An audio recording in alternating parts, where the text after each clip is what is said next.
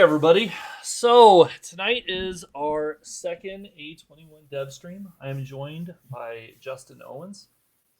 And actually, we have a lot of art people here tonight, but I'm going to let Justin kind of introduce himself. You may have met him last time we did these. They've been here before, but yeah, Justin, go ahead and give a little Hey, spill about yourself. I'm Justin Owens, lead artist on 7 Days to Die. And yeah, glad to be here, guys. Appreciate you joining. Um, yeah, this is exciting to finally get to release some of the stuff that we've been working on for a little while. So yeah, thanks a lot for joining. I appreciate it. So everybody seems really excited about this. Justin's going to be showing off. I'm gonna show some images. Okay, so everybody, I do want to point this out. This is the first time we've really used Twitch's guest star feature. So we may have some little hiccups as we kind of shift around when we add people in, things like that. It's got a limit of 5 people, but there's I want to say there's 9 of us. So it's going to be just a little bit of kind of growing pains as we do this, but you're going to get to see some great art. So just be patient with us. Justin's kind of muffled. Okay. Is it enough that you can hear him okay? Or, like, are you able to understand him well enough, Yeah, everybody? can you guys hear me? Mic check. Test 1 2 1 2. Um, but yeah, so we're gonna go ahead real quick. Okay, now that's not good. We keep hearing Discord in the background. Yep, as long as we can't hear well, yeah, I mean that's true. Um, okay, so we're gonna. Okay, they say they can hear you. Okay. Can you hear me Um, now? okay, so we're gonna go ahead now, and we're gonna click on over. So Justin's gonna be talking about some of the art that he's been doing. So I'm gonna click. Now we may need to test to make sure that we can actually be heard in this. Should be able to, but like I said, with this, it's a little weird. So just give me just a sec.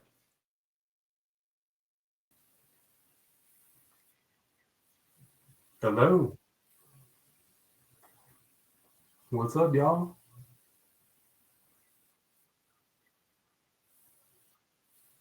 Hold on. I don't think you can hear me. You can hear Justin though. I saw Justin moving, but you couldn't hear me during that. Here, hold on. I will fix it. So now you should be able to hear us both. So you can hear Justin and myself. Correct, Yes. everybody? 1 2. Yep, we can hear Justin. You can hear me. Nice. Okay, so go Cool. ahead, Justin. All Explain right. away. So yeah. So we were lucky enough to work with a really cool studio to try to. So let me back up a little bit.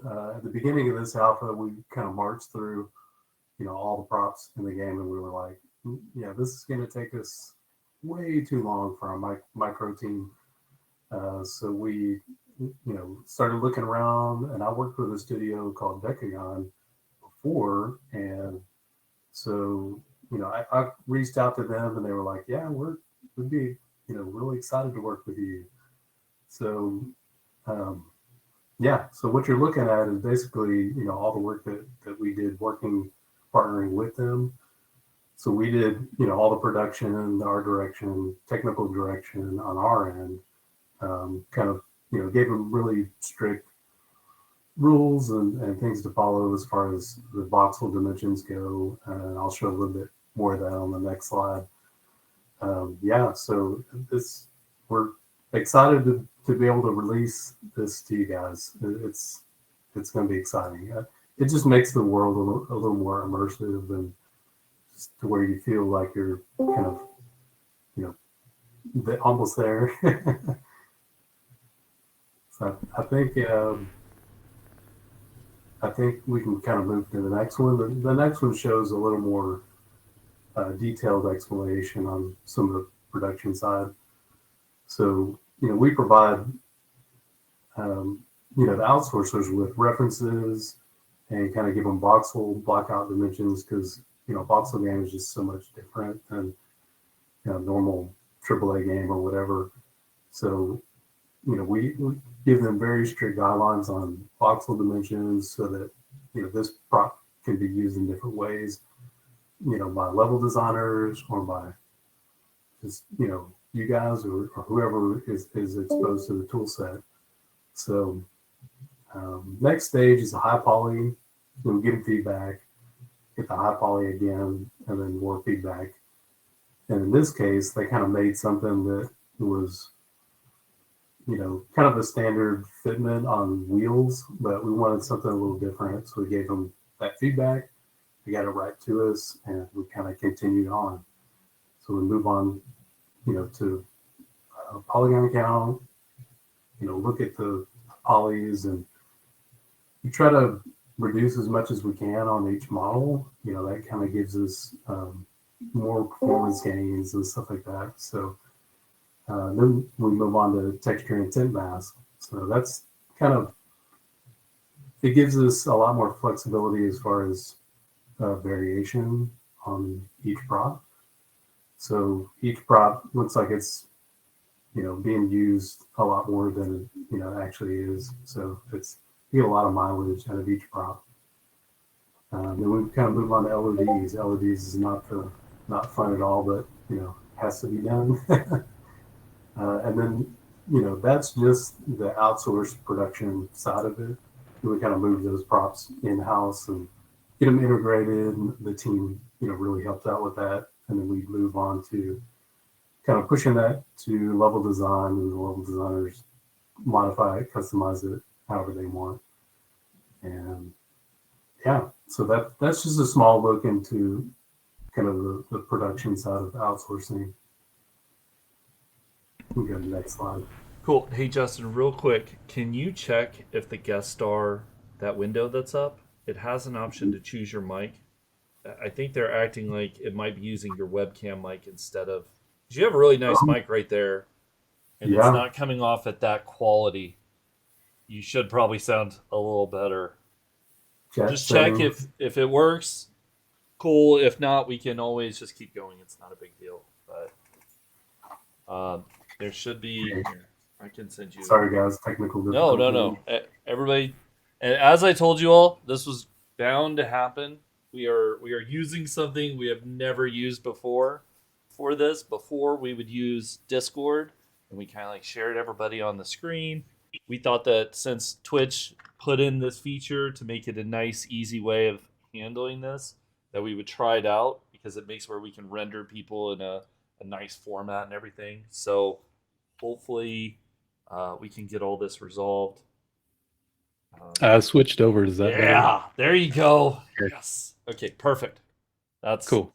Okay, let me come on. There you go. Okay, Sorry go ahead. I was using my webcam. Yeah, mic, no, that's fine. I'm here. Cool. So yeah, we're on the next screen now. Awesome. So here's just kind of a glimpse into some of the prop art direction in the A21 props. So we start out with kind of a papers design, mostly from like Joel Hunick that puts that together, aka Madmole. So puts together paper design, and then we work up some art direction, with just a lot of detail, as many details as we can about where we want placement of items and each object to go, and we push that to the concept artist. We've got some really talented guys that do some really cool concepts for us. So what you're looking at here is some of the new workstation concepts that are going into A21. So we're excited about that. And some, depending on the prop, sometimes it needs to get pushed to graphic designers to kind of make labels. And Brian, I say graphic designers with an S, but Brian's our lone warrior on that side, so he's pretty booked up, trying to get a lot of the labels and graphic designs that are going into each prop. So on the far right, that's our final 3D model that's going in game, and built by talented environment artist Yang Ha. So that's kind of just a small glimpse into prop art direction process. You can move next slide, Lathan. Okay. Cool.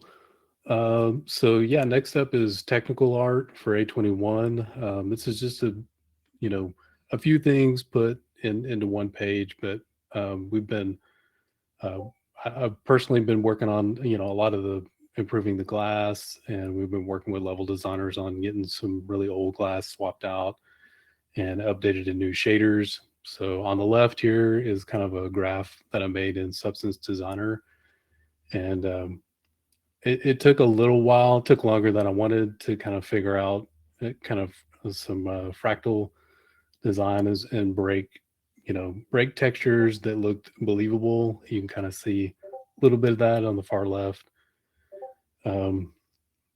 So yeah, I mean, a lot of that is getting swapped out right now, and you should see a lot of that in the A21 release.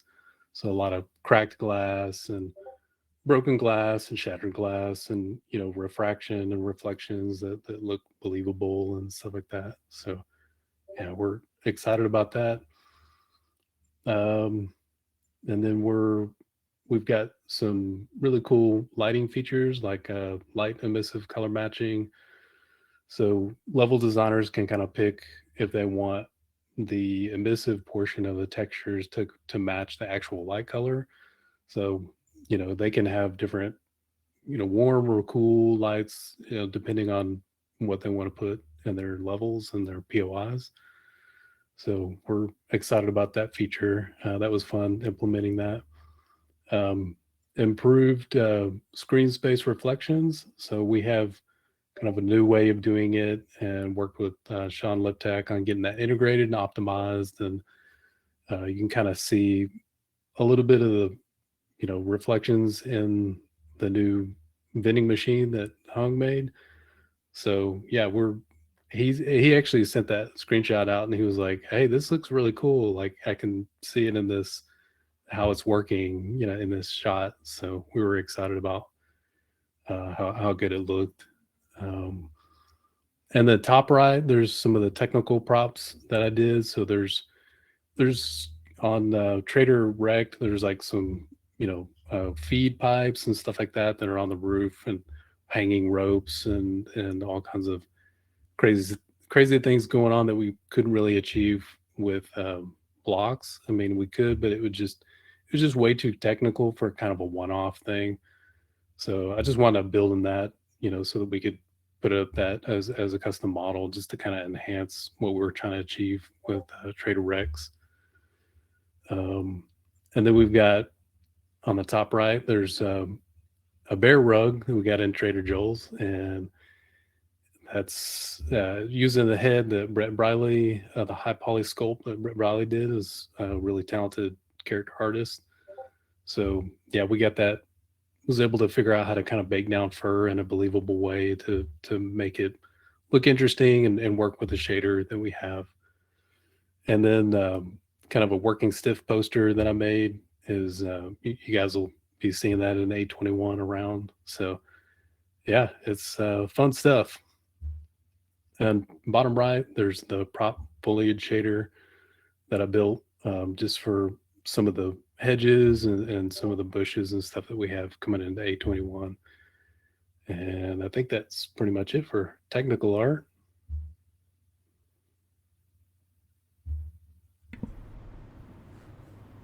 There you go. All right. So next up is trader locations.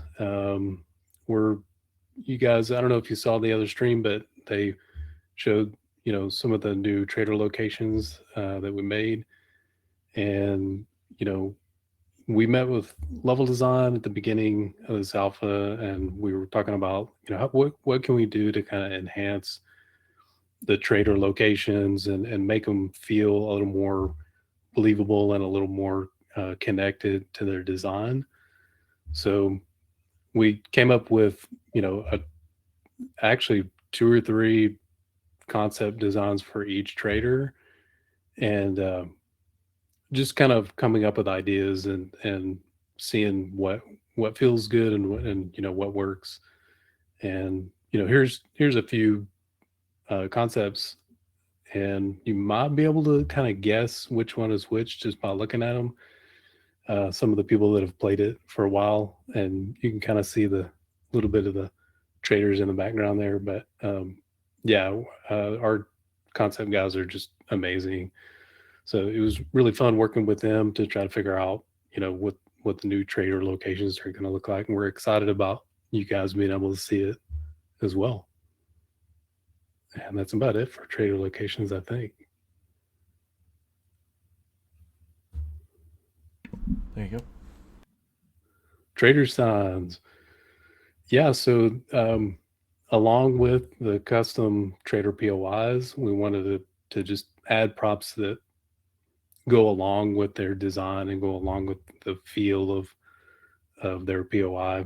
And they had a little bit of that going on with the old Trader Joel sign. So we actually really liked that original Trader Joel sign, so we kind of remade it in the new way that we're building things nowadays. But we really liked the style of the original, so we wanted to keep the same flavor as the old one, but just kind of upgrade a little bit. And then, some of the other signs, just we want them to be able to, like Trader Bob's. I think you guys saw that in the other stream, but making signs, it was actually pretty challenging to come up with designs for signs that fit their personality and their theme that we were going for in the POI concept. So I think we achieved it pretty well, and we hope you're excited whenever you see them in game. So that's about it for trader signs. Wait, was that the last image? It might have been the last image. Yeah. I'm like clicking it, going, man, it's not working. Okay. So at this point, I guess we need to bring Brian on. If you want to go ahead. Yeah. Figure out this guest star stuff real fast. Yeah. Next up is Brian Wagner. He's our, graphic designer. I want to say new, but I think he's been here for probably about a year and a half. And he's highly talented. There he is. Real lucky to be able to find him. And he's always overworked. So welcome, Brian. Hey everybody. Yeah, my name's Brian, graphic designer for 7 Days to Die. And yes, I have a lot of work to do. I just joined last February, and I've been working with a lot of these departments at 7 Days, and with a lot of talented people. And I hope to show some of my work to y'all today. Okay, so give me just a moment, and I will get it. Okay, there we go. Yeah, I got it. Okay, now I just gotta, boom. There you go. Awesome. So one of the first large projects that I did for the company was the alcohol redesign for some of the packaging you might find around, scavenging for alcohol.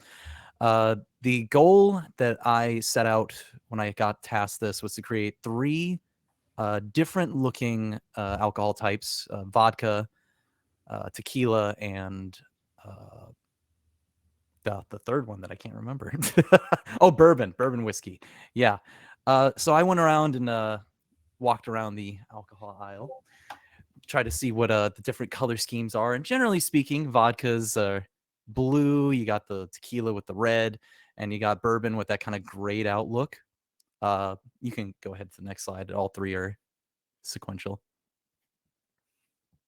There you go. Awesome. Yeah. So Ricky Joel's bourbon is maybe based on someone you may recognize. The drawing was done with a little rendering style that I picked up from a stock image. And this one was meant to be more tan to kind of match the bourbon look. One side note as well is you might notice the labels are there as well. While the actual assets were done by Decagon, I provided the label designs for them to kind of wrap around the alcohol, including like a guideline of how the actual liquid should look, as well as like the overall dimension and shape. So you might see a little bit of our touch as well as Decagon's touch in these assets. I think they did a great job kind of weathering them, which is something that I'd love to ask them more about. And we can move to the next one.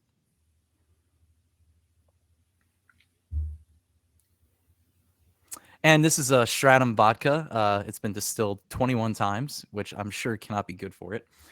It is a blue clear vodka.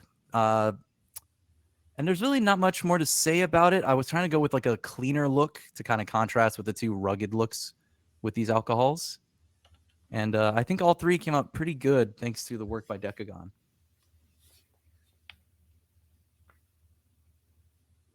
We can move on. There you go. So one of the biggest projects I got to work on that I absolutely adored was the vending machine candy redesigns. Basically, we needed a vending machine asset, and in the process, since we already had the candy built into the game with the buffs and debuffs, they set me on that task as well. So basically what I did was I looked at the original asset and remade them either using the original art but with a different look, or sometimes even redoing it entirely, like in the case of Health Bar. You might see some similarities to these if you are familiar with the old assets. Some of these might look a little more different than you anticipate. And there's also, I didn't include it in this concept, but the actual thumbnail image is also updated as well. I don't know if it'll be in this patch, but that is asset created. And we can go to the next slide to see the rest of it. Fort Bites are candy now. I think they are. I don't know. Some of them say like different things too. And these are like packaging that I made up, companies that you typically see in a vending machine. We went and talked about what you'd see, you know, pretzels, chips, Doritos, beef jerky. And I kind of, you know, came up with brands for each of them, came up with a mascot if needed, like in the case of Goblinos. And while I can't remember, I think that says salt overkill on the top left. It's a spicy ramen. So I went through and kind of, you know, you might see some secret little jokes. You might see some weird details, if you can see that far in the high res, of like writing that I had to come up with. I do, and I've been a graphic designer for years, so I'm familiar with filling out random bits of information. So you'll see some things in the, if you go one more, Lathan, to the next one. So I believe Hung is going to show this as well, and he did a fantastic job with the model. This is how it looks in game, and it's a little lower res, obviously, than the assets, because I made the assets huge, but you'll probably be able to make out some of these little details I put in, and I hope that people enjoy them, some of the little inside jokes. And that should do it for the vending machine.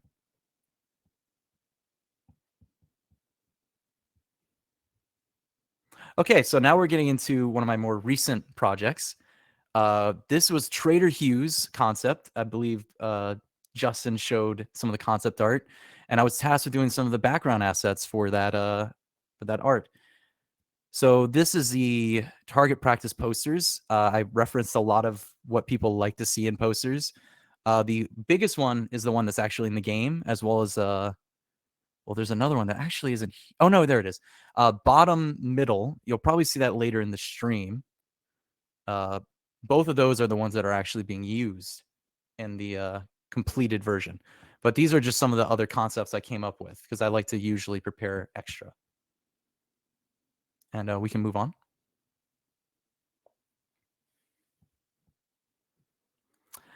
This one was a pain in the ass, to be honest.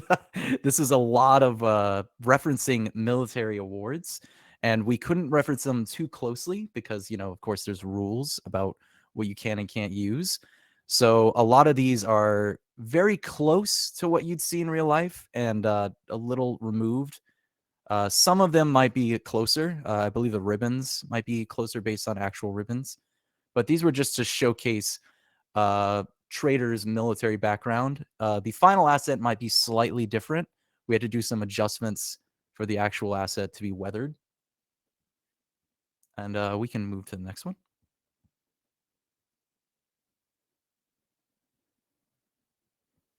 This was a very cool part of the project. I had to do some gun blueprints and a gun breakdown. For the record, I know next to nothing about guns. So I'm guaranteeing you, one of you people out there who love guns or know guns will probably look at this and give me shit for it. And I fully accept that.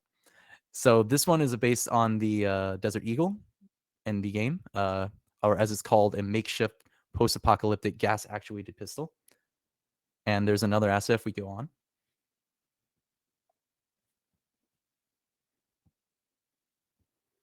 And this one is based on the M16, the makeshift post-apocalyptic automatical tactical rifle.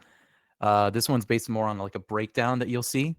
Automatical is an intentional choice because I was just being goofy, and I already don't know anything about guns, so I thought it'd be funnier. And this one, I believe, in the final asset is changed to be green to contrast better with the wall behind it. But this is what the original looked like. And we can move on to the next one. Okay. I'm just waiting to see it on mine. I forget which one. Okay. This is a full breakdown of the AK-47 in game using a actual 3D render with some layered drawings over it. Again, as mentioned before, I know nothing, but I did reference a breakdown of an AK-47 that I found online, several of them, to try and get an idea of what these parts are called. It's almost certainly wrong, but I verified with a few people. I double checked my work, so we'll see what happens. I hope to see someone on the subreddit or something talk about how silly these words are. But yeah, we have like a trigger breakdown. I wanted to focus on the fact that it uses a shovel as a backing, because that seems like a unique feature that you'd see in a post-apocalyptic gun recreation. And yeah, that should do it for that asset there as well.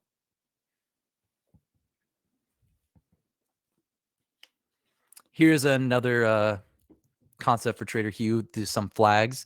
You might see some of the inspiration if you're familiar with the military flags, military focus flags. We had to obviously change a few things, but I feel like there's some unique takes here that you might appreciate if you like the "Don't Tread on Me" poster and whatnot. We can move on to the next one.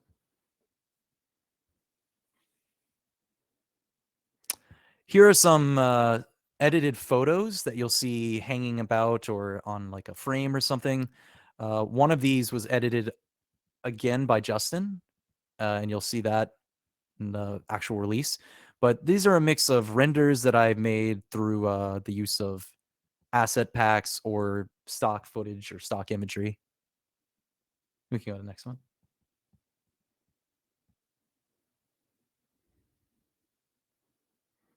And of course, you wouldn't have a gun store without some very aggressive signs. So a lot of these kind of were made to fit what I imagine Trader Hugh would be like, including the fucking liberals, little scratch out in the bottom left, smile asshole, all the kind of stuff that you'd expect him to say or have in his store. Go to the next one.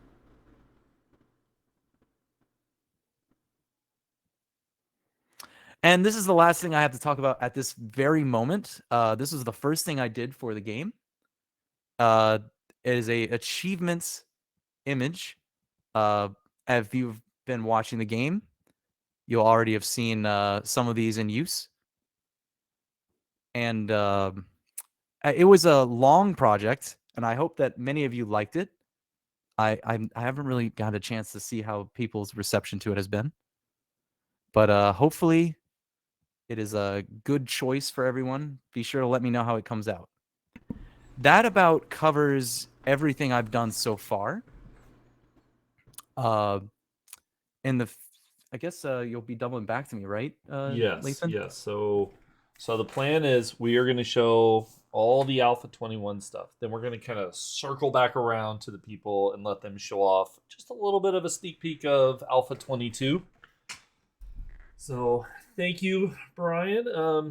Like we said, we'll get back to you in just a little bit. But I'm going to go back to this screen. So now Wow, Brian, it's cool stuff.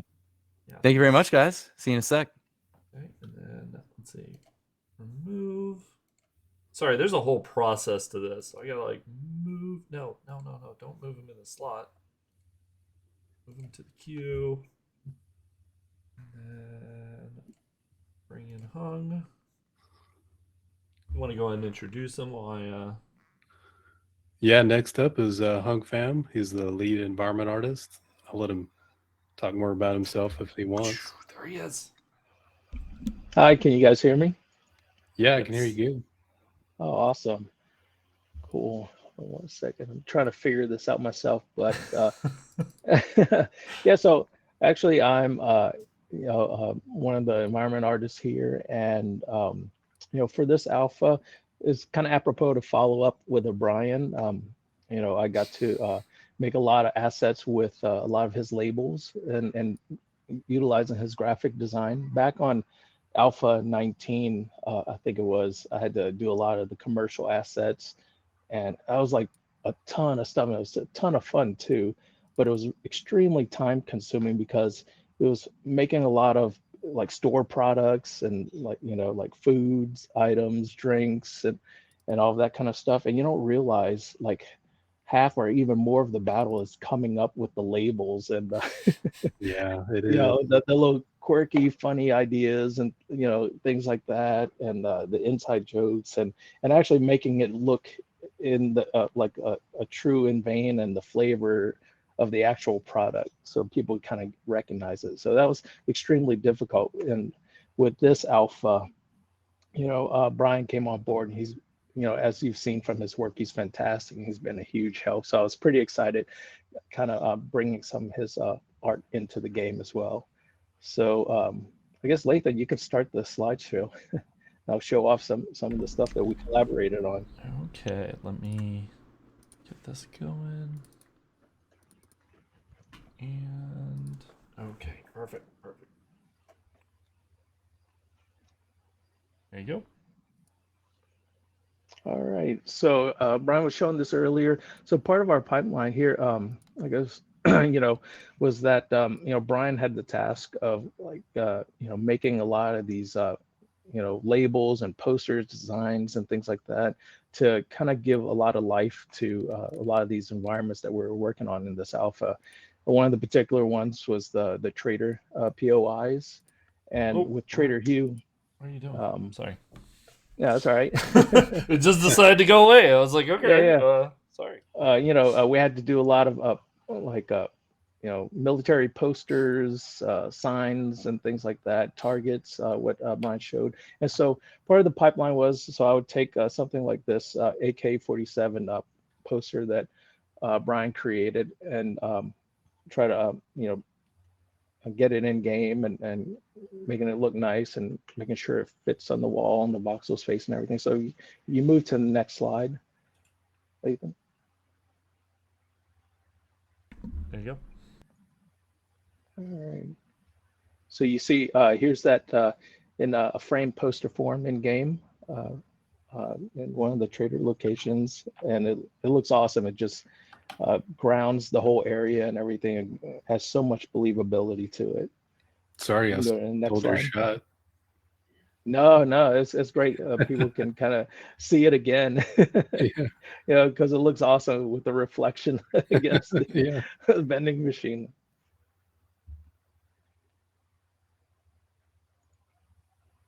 You can go on to the next one. All right, here's another one of Brian's paintings or posters in a frame on the wall there, and you can see underneath it some of his other signs.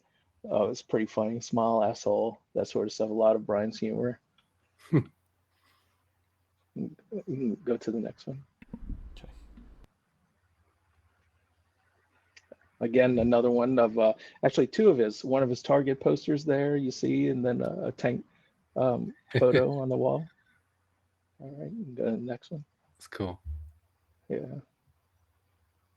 Yeah, it adds so much details to these plain walls, so you see all those gun schematics, the Target posters. Yeah, it just adds so much. You don't notice it, but then once you're there, it feels like a surplus store with all these wall deco items.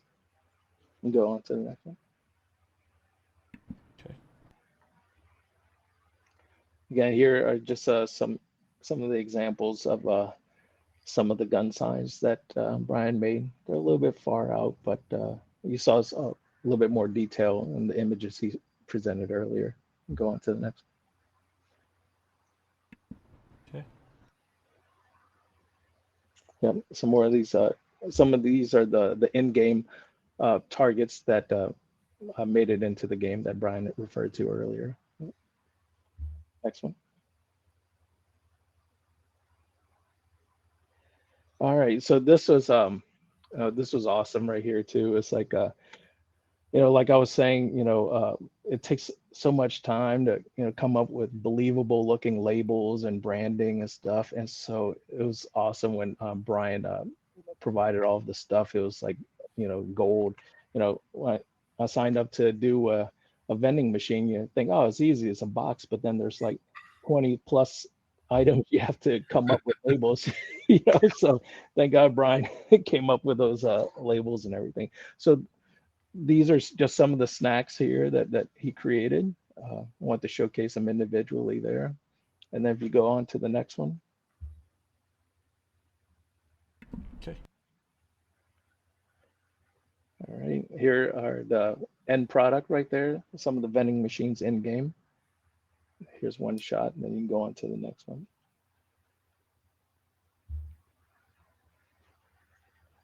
All right, and here's all the variants with the full vending machines, the empty ones, and then the busted up ones.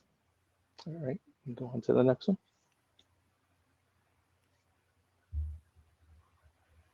All right. So one of the other cool things about working at the Fun Pimps, our team's still relatively small, and so we work so closely with interdepartmentally, getting to work with Brian for the graphic design, and then with these tents, I got to work with one of our lead level designers named Brad, and he's fantastic. And also like Justin, who did the concept for this? Was it? That was Ricky. Ricky, yeah. So, and working with some of the concept artists, they're pretty amazing.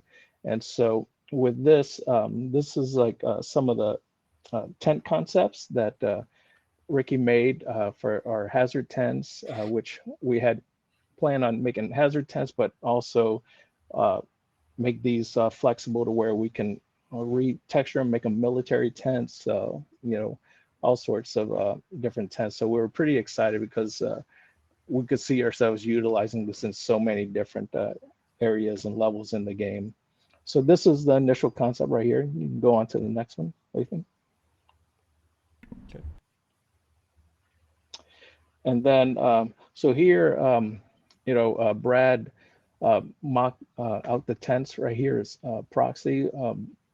The other cool thing about the Fun Pimps is like, we all kind of wear many hats, and Brad, not only is he a great level designer, he's actually a pretty amazing modeler as well, as well as a lot of our level designers. And so they're able to provide these, proxies, but you could, get all these little details that they provide. They kind of go above and beyond. So it's amazing. And so what they do is like, with our game, everything's pretty much destructible. And so I rely on them a lot to kind of provide like really nice proxies to kind of test it out to see how they work, if they break right, and if it looks funny, things like that, if they fit in the voxel dimensions. And so that's a huge help before I even start on the asset. And so this image right here is the proxy set that Brad modeled and tested out before he even handed it to me.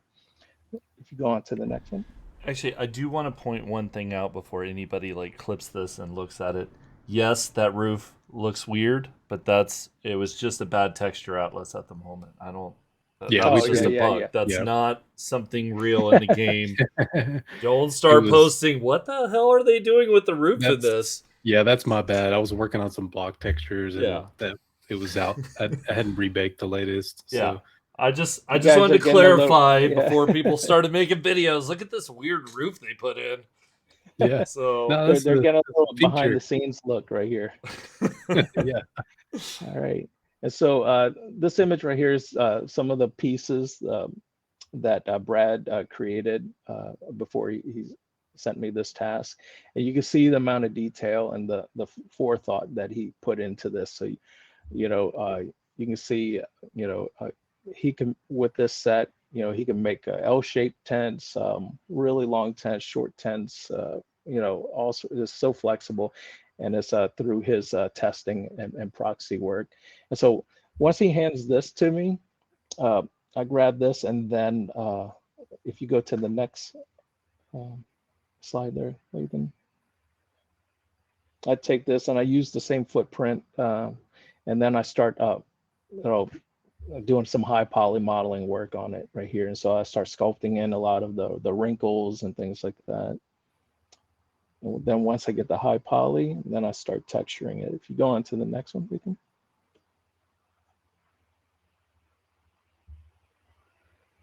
All right, and here you can see I start to replace the pieces in his proxy. And what's great about this pipeline is that, level design can go ahead and start, creating these assets in game and testing them out in their levels and already start placing them. And what I do is like, I just go in and swap it with finished art.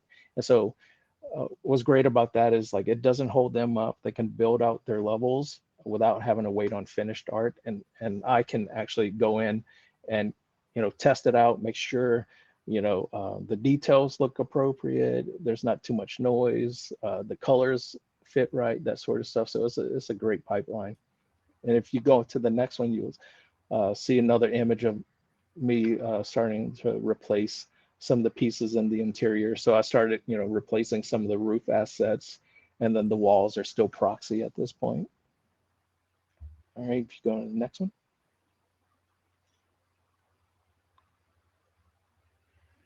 All right, this is some of the finished assets, right, in-game shots. So it's an interior of one of the tents all decked out by Level Design.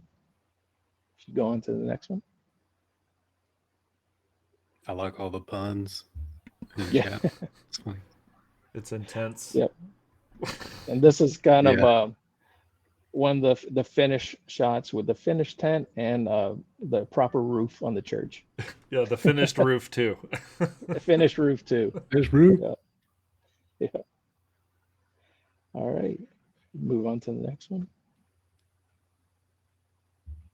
All right. So one of the other big things I had to tackle for this alpha was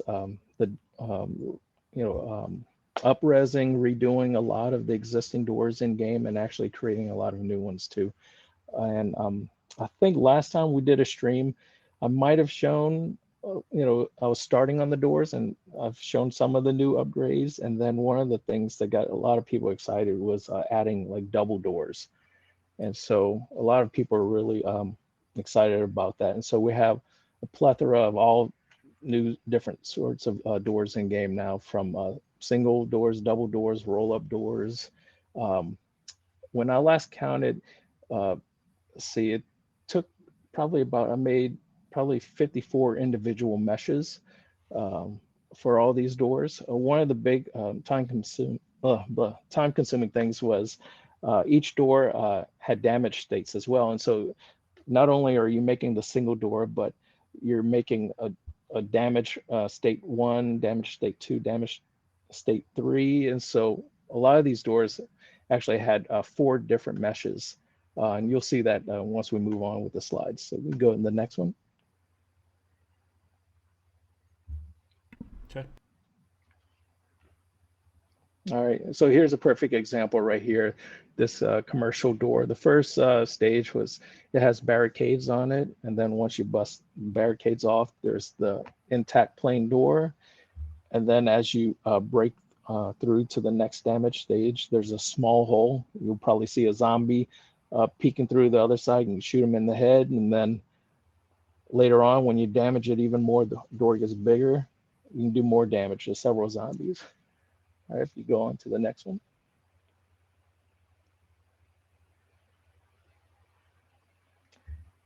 So this is just an animation of that door, showing it going through the different damage states as you destroy it.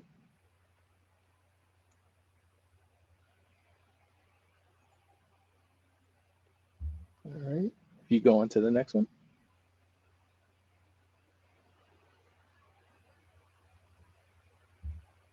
And like I said, a lot of these doors, not only did we have the single versions where we introduced the double doors as well, which a lot of people are pretty excited about.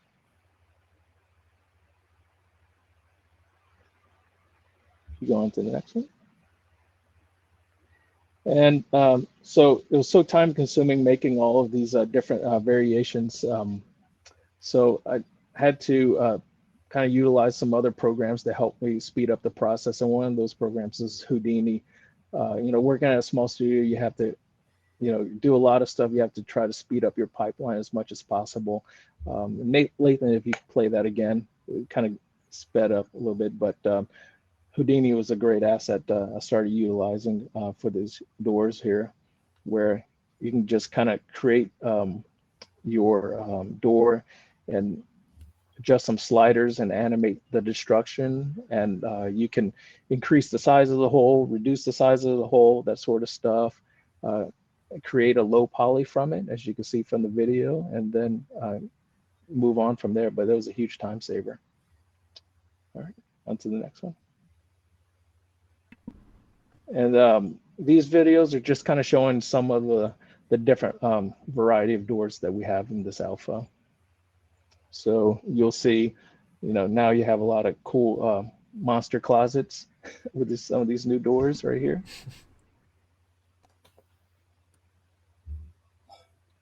You cycle through the next one. There you go. Cool porta potty monster closet right there for you. And that's the sleeper model, by the way. That's not a actual in-game character. That's just what level designers see in their level. Yeah. Another sneak peek behind the curtain there. Yeah. It's a little crappy, All right. but sorry. Yeah, we have some new cool unique doors, unique to the trader POIs.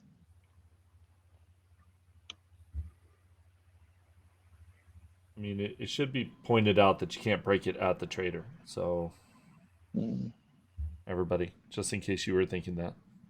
Yeah. Just showing you the doors. Yeah. They're reused in a lot of other places. Yeah. Yeah. Going to the next one.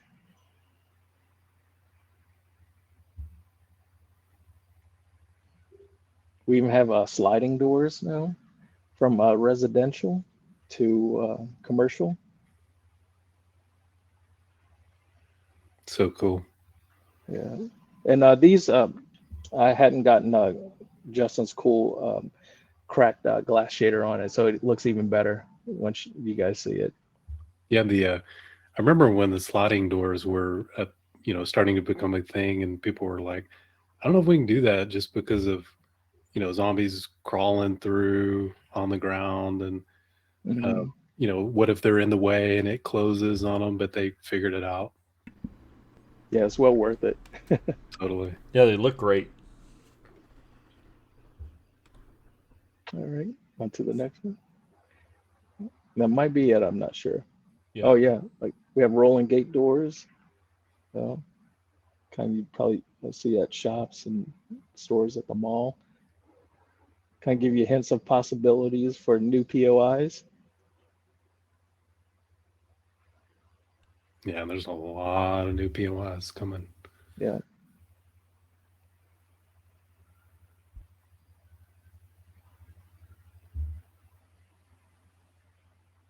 Yeah, we got elevators and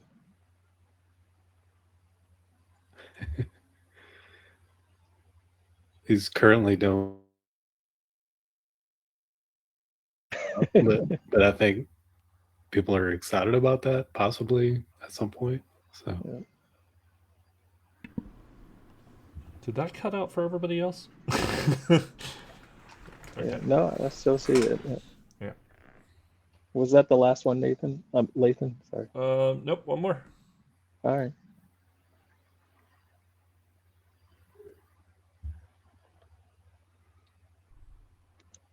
Oh yeah, we got even like hatches, that Get sort of stuff. the lost hatch. Mm-hmm. Yep. You need one of those for a post-apocalyptic world, man. So Yeah.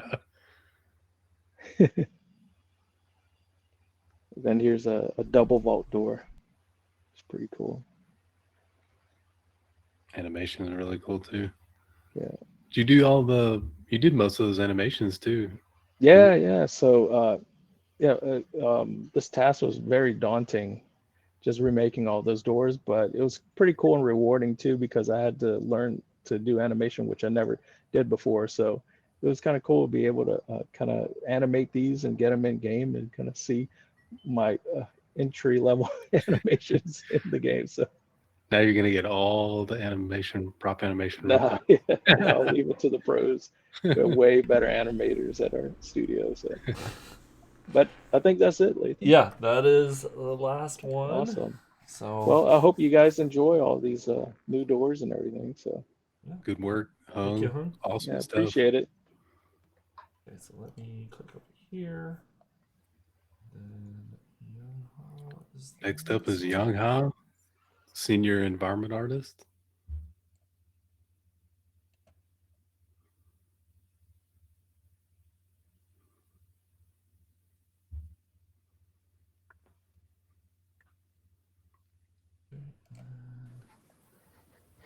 Hello. Hey, we can hear you and see you. Oh, I thought I was the last. There you are. No, I think we said you were gonna be. I think you're gonna be now. I hope. We might have got the order a little bit mixed up. Yeah, my first name is Wise. Okay. Yeah, I was the last. Oh no. We had just a special order. It wasn't alphabetical. But here, let me. If you want, go ahead and introduce yourself. Tell us a little bit about yourself. Sure. Okay. I'm the senior artist on PIP. Okay. I joined the Fun Pimp team since 2018.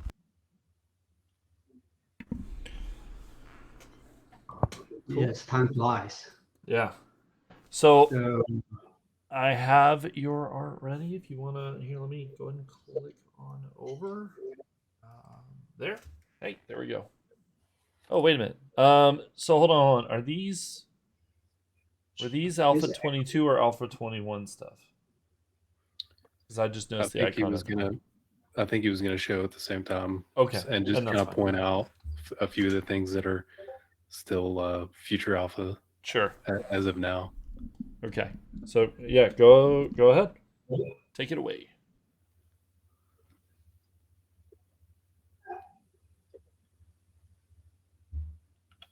Go ahead, Young Ha. all right. So my mic setting is kind of echo.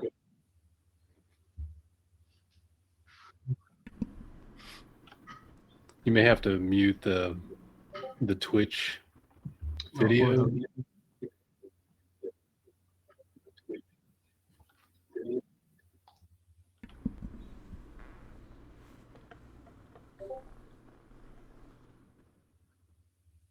Young, how are you seeing the stream and everything? Do you see the what we're showing at the moment?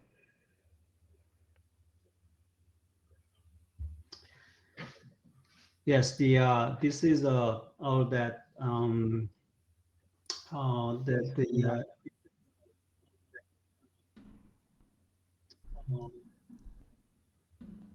the list of the for the ARPA 21.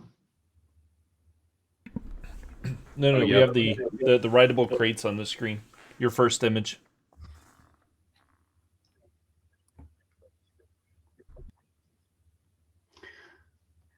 Yeah, so that's first, that is 3 crates on the front. That's for the ARPA 22.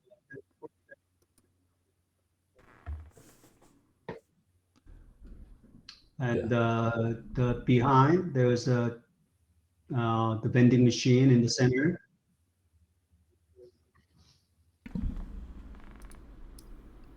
and the two workstation, which is one is the forge, and the left side is the workstation. Yeah, so the workbench and the forge. Yeah, there's a two status, and one is intact, the other one is broken. So, Yeah, well, looking good. Yeah, and just so people know, sorry to interrupt, Yanko, there was a question about if people will be able to see the model updates on the workbenches whenever you upgraded them, and we want it's all set up to do that. It just needs some code support, so it probably won't be in this alpha, but possibly next alpha. So whenever you get that upgrade, it'll show it on the actual workbench. When we're talking about the upgrade, we're talking about slotting the tools and having it show the different pieces, right? Yep. Yep. That might be in for 21. Sean was messing with it, so I don't Oh, know if that's he cool. finished it. I'm not going to make any claims. He's probably in chat, but I know he was messing with it. So Cool. he told me he wanted to do it. So yeah. Oh, okay. Well, apparently they're saying he already said it's in, so it isn't. It'll said Nice. it's in. Yeah, they're all saying that. So okay. Forge is ready. Okay. Workbench is not. Alan just said that. So okay. yeah, this is that we had the proxy model. We just revamped that from the existing one, thanks to James' concept and Justin's our direction. Make this you know uh, the good quality of this product. I'm gonna switch to next. So, and then you can move on. Yeah, so we're on the vehicles now. The cop car and the truck sitting. Yes, we had the vehicles, in old ARPAs, and then we need to create a new type of the vehicles.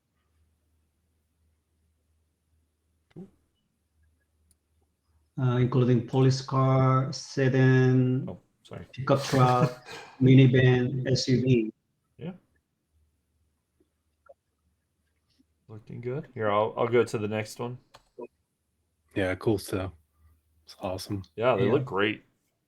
Thanks. And we have a twin turbo switch, the even same model, then we can different color vehicles, more variety.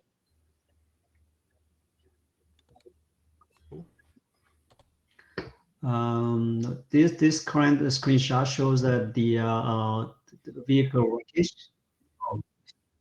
Oh, did I switch too early? I'm sorry. I could go back. Too fast, man. Here. I went back. So we're back on the crunched cars.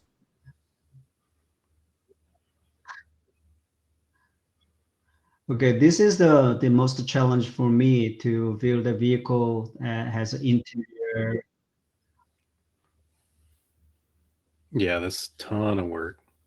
Yeah, and the broken part, engine and the frames, broken glasses. Yeah, the Yeah, details are great. and you pack the UVs really good too. That's super challenging to get the resolution high enough. Yeah, it's a matter of time. That's time consuming, but I enjoy that the working with that vehicles. So cool. Okay, moving on to the next one. Yeah, let's go. Next one. The fire truck and the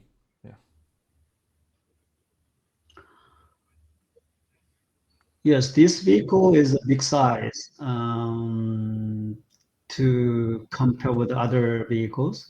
The fire engine and semi front truck.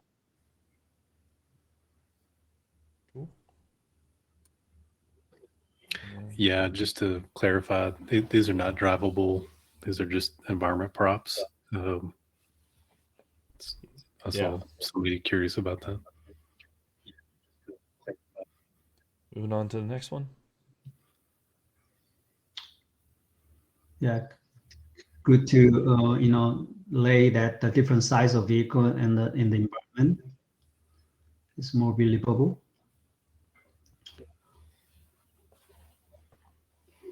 Okay. Moving on to the next one. This image shows that the heavy equipment at this excavator, and the excavator with the different claws on the arms. Oh yeah, you want to tell them kind of the level design request about that, kind of what they do with it and stuff. Yes, level designer can coordinate that the vehicles grabbed by the claws.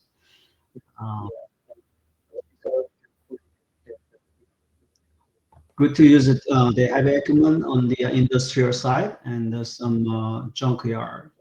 Yeah, some really cool POIs with them that have vehicles inside of them or logs and stuff like that. I'm spoiling too much of these guys' POIs. It's fine. Okay, so I will move to the next image. Yeah, next one is the last one. Okay. Yeah, these models are for A21. Somebody was asking. Yeah, the Duke in the casino in the middle, in the center, that as big one is for Alpha 22.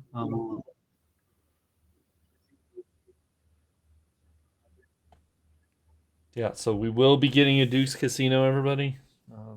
You see it here. Yeah, it's pretty exciting. Spoiler. Spoiler, but it definitely says coming to Alpha 22, so please don't make a video saying, hey, it's coming to Alpha 22. Yeah, 22 plus. Yes. Yeah, there's a plus there, so it could be even later. So, but yeah, these look great. Yeah, I'm excited. Yeah, Yes, these are all the signage that for Alpha 21, except the casino, and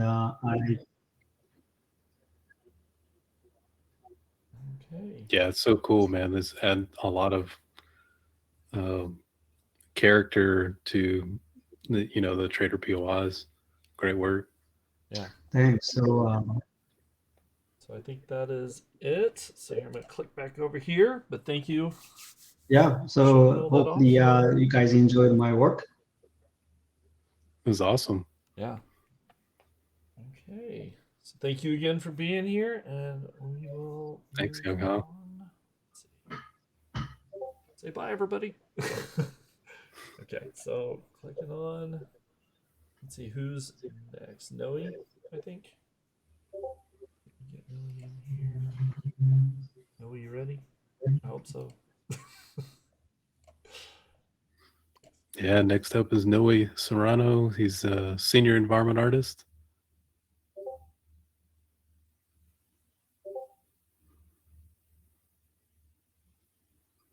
Noe, please accept.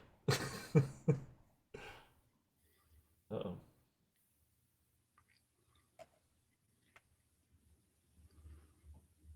There you are. Okay. I was getting a little worried for a moment. I was like, oh no. Okay, I don't see my image. There you are. We got you. Okay. So, Noe, go ahead and introduce yourself, and I'll get Hey, your stuff ready. I think there's a delay. Yeah, there is. I mean, it's, Okay. All right. Yeah, my name's Noe Serrano. I've been working with the Fun Pimps for about 2.5 years, and I mainly do props and anything that's environmental related. And it's great working for the Fun Pimps and for the team. It's an amazing team. cool. Well, Oh, let me go ahead now. Click us over. And there's your first image.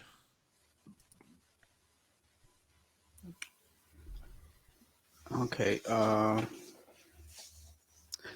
Yeah, for my first prop of I guess the first Alpha 21, I had to do the pipes, all the pipe kits for pretty much all the environments. That also included the damage pipe for the, what do you call that? The hazard task or The fire hazard, yeah. Yeah, that's fire Yeah. hazard. yeah. You can see a little preview of the fire hazard right there on the top left, and at the bottom you could see like just the different versions that the environmental guys could use all the pipes. Some of them will hug the walls. Some of them would just stick out a little bit in between the bottom, and there's also you could be used for the ceilings. If you look at the top right, you'll see I also created some electrical boxes. Those are for outside houses and stuff like that. Also created, so since I was working on pipes, also the pipes were very similar to the gas meter. So I went and go ahead and did two versions for the gas meter. Next page, Nathan. Okay. It'll take you a second, but should see it. And yeah, this is just kind of collage of all the stuff that I worked on for, like, let's see, there's two new key racks for the players to be able to come back to the environments and, kind of like, what do you call that? When they're able to grab the key and open it later on if they need to come back and all that stuff. Yeah, they use them for some POI gameplay setups. Shortcuts and all that stuff. Did 3 mailboxes that some of them could be found like in rural areas, some of them in the suburbs, and a real nice fancy one for the nice houses. This image has a lot of stuff. Did 3 variations of the horseshoes, 4 versions for the lanterns. Some of them could be used hanging on top. Some of them could be used for there's 2 versions, one with the small nail, one with the train track for caves. Since we're in the caves, I also did 3 versions for the mushrooms that people could farm.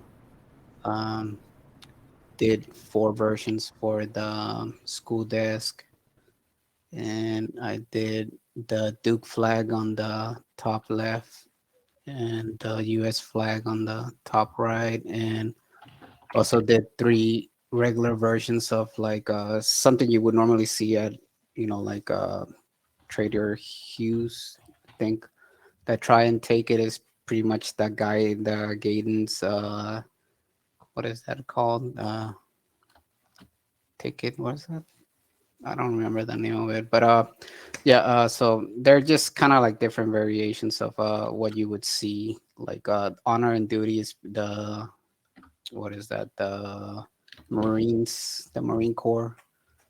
Valiant is pretty much like the equivalent of the POW, and created one for the Fun Pimps.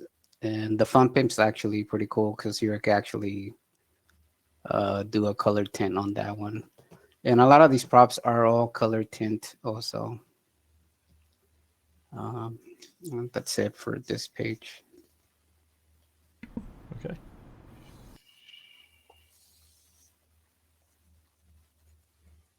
And for my next task, I had to do a bunch of sheet metal that you could use for different types of walls. Like these are mainly for traders, and you could pretty much use them to kind of give you the look of a what do you call it, like a Mad Max feel.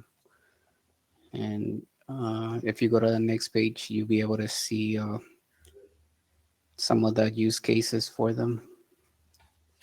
Lathan. Okay.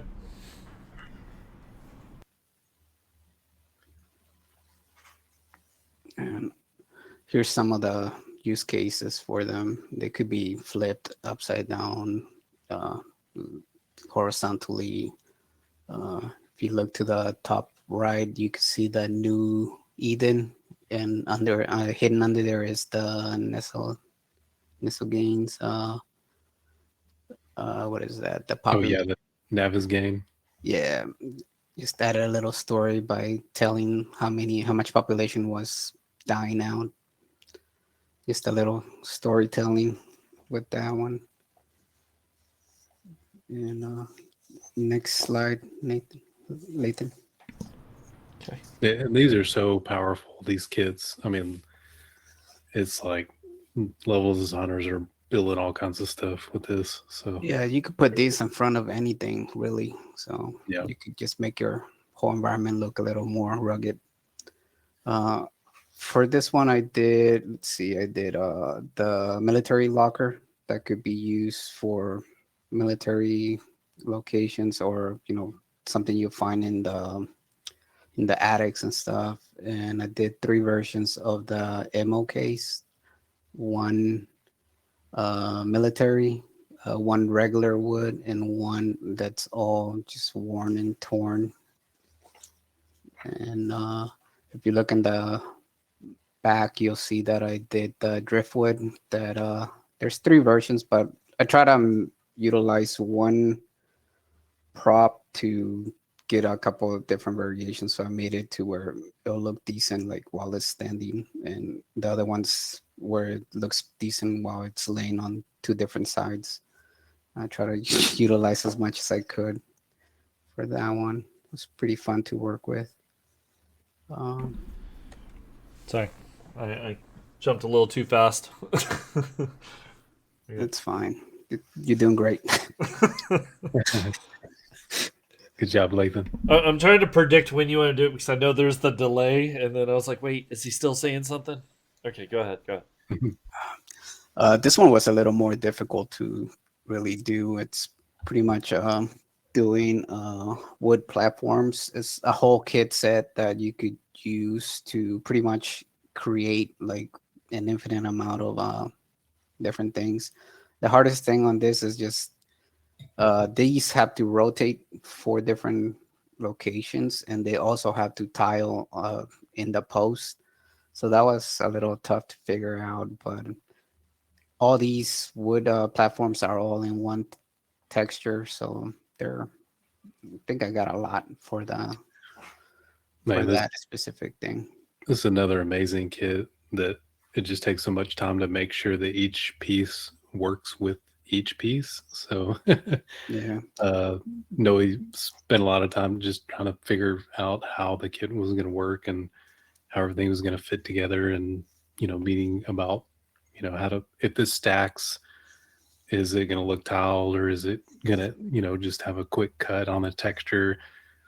If you want to tell them a little bit about the way that you figured out how to do the tile textures on the beams so that they don't look like they break. Oh yeah, so I ended up creating kind of like a sleeve that you put in between 2 points, 2 of the posts, in order to get and make sure that thing's always pointing towards one, like a specific angle. So whenever they connect, they look seamlessly. So you could tell these 20 stories high, and they're tiled perfectly. You're never gonna see a seam on it, at least on the poles. You might see some repetitiveness here and there with horizontal boards, but never in the pole. And for the metal sheets, they were from a different texture, but just a different texture call out. But for the low polys on these, I was able to. They pretty much go into a box. The last LOD becomes just like a box. So trying to save memory for people that don't have a powerful computer for the LODs. Yeah, and there's a few ones that Alan and some other guys will make custom geometry, custom collision geometry, so that you can shoot through and have arrows go through the gaps and stuff like that. So yeah. And can you go to the next slide? Yes, there you go.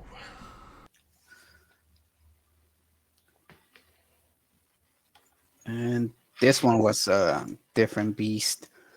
If you look to the top left, like those are they're all in grayed out right now, but from that, I was able to, from 5 logs, I was able to create like pretty much like an infinite amount of detail. And the toughest thing with this is same thing, pretty similar to the other one, but this one was tougher because I had to make sure that these tile across each other, and at the same time they have to tile to the tips, which was like, I don't know how I figured this out, but somehow it worked together. And same thing with this thing. You could make you could stack this 50 stories, and there shouldn't be any like seams. It'll be seamless all the way across. And at the very end, you could put a top to get rid of that, like a weird seam. And I had a lot of fun with it. Just trying to get this to work properly was a nightmare, but somehow it worked out. Yeah, it was so cool. And it's just the saddest thing about this is that this was the one of the big ones that I lost on my computer and it crapped out. Oh yeah. Every time I look at this, I just feel like crying. Oh yeah, the hard drive failure. Yeah. Yes. If you have a computer that's longer than 2 years, Have a backup system. yeah. But Next one. yeah, next page. Wait. Okay.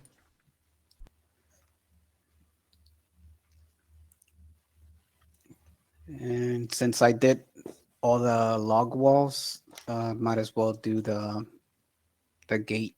This was pretty fun to do. And same thing, this is all in one texture. And I was able to add a little bit of storytelling by, adding.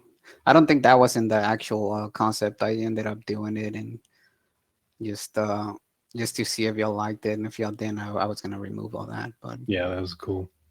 yeah, that was my own, like, kind of, what do you call it? Like producer. Like, just, There let you me go. just throw this, see if they like it. If they don't, Yeah. could always just take it off. Made the call. Yeah, I love the animation. I wish I didn't know that we were able to put videos, but I don't know if they did a walkthrough through Trader Joel's environment, but this thing opens up and the animations on it are really nice. There you see all the boards when they open and close. It looks so good. Mhm. The animation, not my prop. But I think this is my last thing. My last Yes. slide. And I'm really hoping, trying to get the campfire for the last thing to go into Alpha 21. Nice. Oh yeah, that one's really cool. It's got a lot of sweet upgrade details and stuff. Yep. And that's it for me. Thank you, Great work, Noe. Noe. Yeah. Thank you. Thank you, guys. Give me just a sec. Next up is Joey Strivey. He's a senior artist.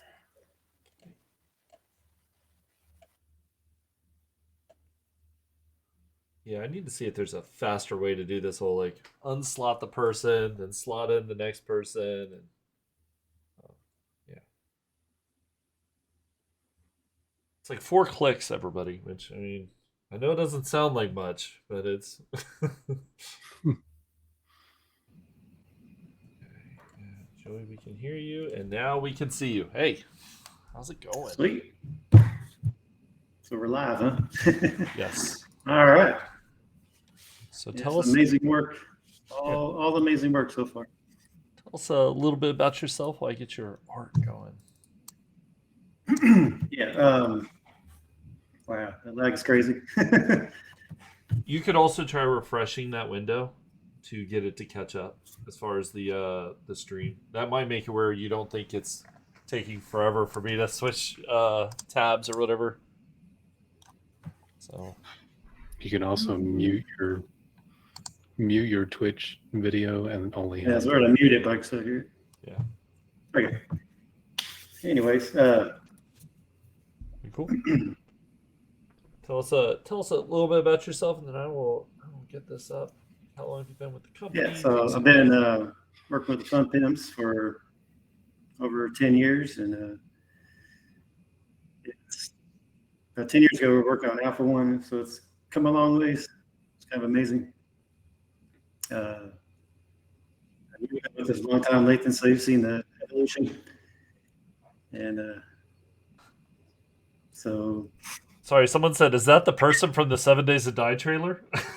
And I just thought about, you actually do kind of look like him. You know, kind of. It's definitely And the not answer him, is but yes. kind of. Okay. Sorry. Here, I'm going to go ahead and pull up your image.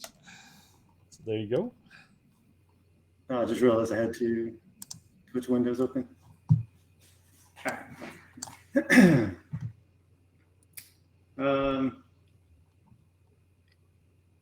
Yeah, can you say something like that? Make sure that I just closed the window. Yeah. Can you still hear me? Oh, awesome. Okay, yeah. Perfect. Sweet. Yeah, man. Some really great work, and I love that heavy equipment. It's from Young Hall. It's pretty awesome, and awesome doors there hung. So Joey, I have your first slide up now. Cool. Let's see. Yeah, I can't see in this window. So I guess it's the one that has the bear in it. Yeah. Right. Yeah. So last few months I've been helping out with the environment team. So the bear is from one of Brian's concepts. I think that's was that Trader Hughes environment. That's Trader Joel's. Trader Joel's. Okay, cool. And then we got another door. You hadn't had enough door action yet. Here's another one. It had another one. Yeah. And then the light bulb is just a little prop you would see everywhere, kind of a common. Yeah, so the next image there would be, what is that, the forklift? Yeah, sorry. Yes. I just realized I was muted. I was like, yeah, it is. Yeah, I can't see the images. Yeah, no, it is the forklift. For that. Oh, cool. Yeah, that's just a high quality. So I did the player vehicles, and I've done a lot of hard service stuff. So the guys kind of wanted me to work on these types of props. So I was able to do, come with a design and do the model for it, which is a lot of fun. It's kind of stuff I like to do. Looks really good. The forklift. By the way, it does look really good, and these also Joey modified it to work with the crates and stuff. So they the forklift actually goes like in the crate slots for pallets and stuff like that. Yeah. So that's a forklift. So you can go on next to the tractor. Okay, so we're on now we're on the second forklift, which is the colored version. I can just move on. Yeah, that's a low poly, and that one's tenable, so you'll be able to see in different colors depending on what the designers will do, I suppose. Still not drivable, everybody. Still not drivable. Yeah, I got to clarify. Yeah. That's the first question everybody says every time we pull a vehicle up. Is that drivable? Okay, there's the tractor. All right. Yeah, it'd be cool if that was drivable. Shh, don't tell them that. It's cool to take cover behind or something like that. But yeah, kind of same deal.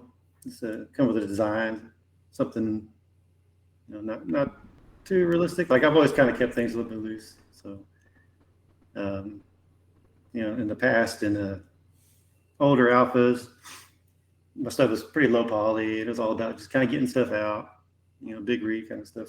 It has to look good from a distance. But now it's nice to kind of step back and take a little time, put the details in. I think it's really, our game is bringing our game into the 2020s. I like your front wheels on this one. They're like, you can get through some fields. Yeah. Okay, and then next one is, I think, the low poly version.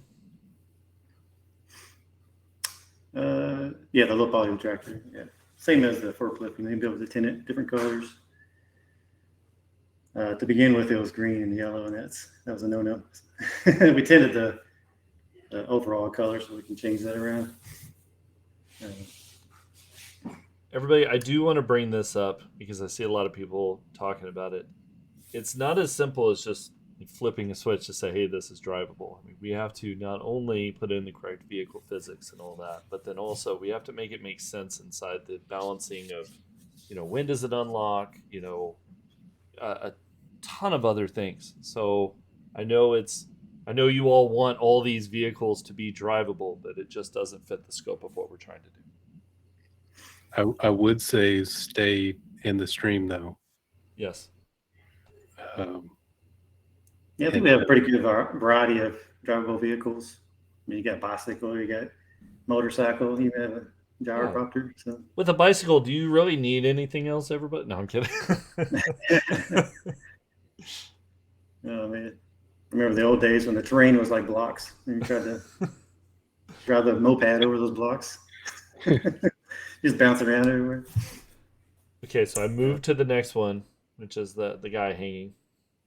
Okay, yeah. So this is sort of between the environment and the character department. So there's going to be about 4 different versions of this with different clothing, just to give some variety. But this is the first one I got done with the post and everything. So these guys. I don't know if you want to talk about the backstory. That might be Alpha 22 stuff. Or You should probably just wait for Alpha 22 on that one. Yeah. All right. Yeah, some hanging dudes. Just some guys hanging these out. Early in the year, I worked with the character guys, and there's a lot of collaboration going on there. Like we would share because it takes a lot of time to do a character. So we kind of break it up to where I'll do like sub D modeling, pass it on to Brett.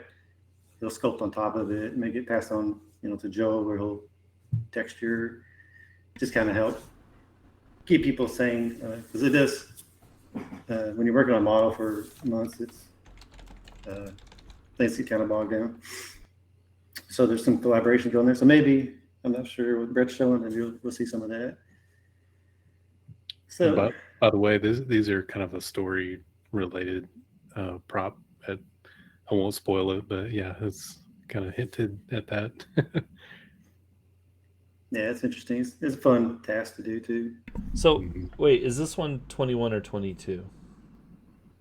Or is this actually going in 21 or? This is actually probably a 22 plus. Yeah. So okay, everybody. So it's not labeled, but this is don't 100% expect to see this in 21. This is a future thing.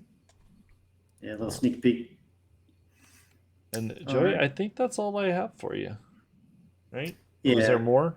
Or is that no, just showing the environment stuff. So cool work, Joey. Yeah, no. Thanks, Joey. Yeah, everybody's doing amazing work, and really happy to see the team grow. There's so much talent. A lot of us go way back, the software days. I think I met Justin 15 years ago. So we go way back. Yeah. Yeah. So, OG. Okay, so I'm going to now switch us back to here. But thank you, Joey, for being here. Thanks, Joey. Yeah, thank you, Lathan. Okay, so I think we're on Joel, but then from this point on, isn't it all Alpha 22 stuff, I think? Yeah, there's Alpha 20. The character guys are coming up. They're showing Alpha 22, and then we'll cycle back and show some other Alpha 22 plus stuff. Yeah, that may not make it in now Alpha 22, but keep forgetting that plus on there. Alpha 22 plus stuff is coming. We don't not confirming. Okay, so Joel, I'm gonna get you in here. That.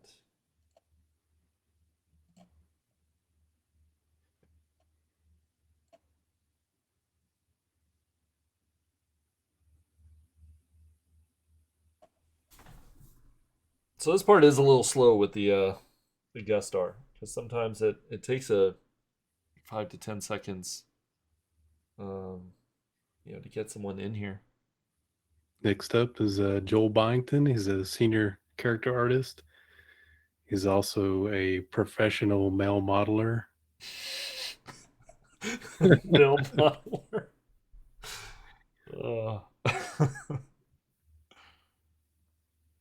While I agree Discord is greater than guest star, this makes it a lot easier for us to position people and show it. We're trying it out.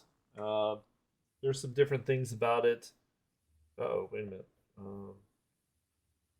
Hey Joel, are you listening? Because it said you didn't accept my invite. I think Joel fell asleep. Sorry, Lathan.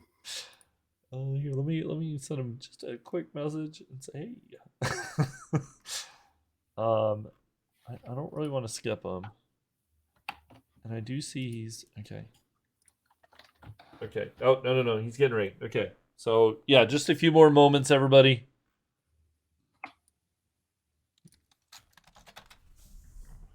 Okay. Here.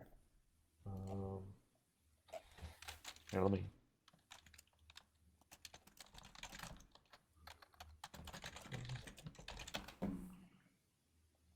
Okay, here we go. Try number 2. Let's see if it works. There it goes. Well.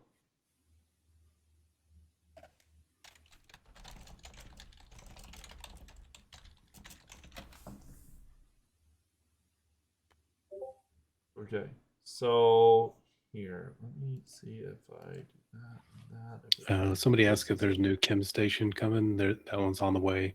Probably A22, possibly. Okay, so let's see if that. Let's switch over. No. Hey Joel, real quick, in that window, the guest star window, there's a little icon for the video camera. Click it and make sure that it's selecting your video camera. I think it got desynced. I think it's maybe showing. Let me see if. Yeah, because it's not showing your camera, but oh wait, oh there you are, our male modeler. Yeah, professional modeler. Okay. Hey. Okay. Bring it, Justin. What's going on? Okay, so let me get your. Oh yeah. And let me. But yeah, go ahead and tell us a little bit. Yeah, go ahead and tell us a little bit about yourself. While I get just a last bit real quick. I'm a senior. I'm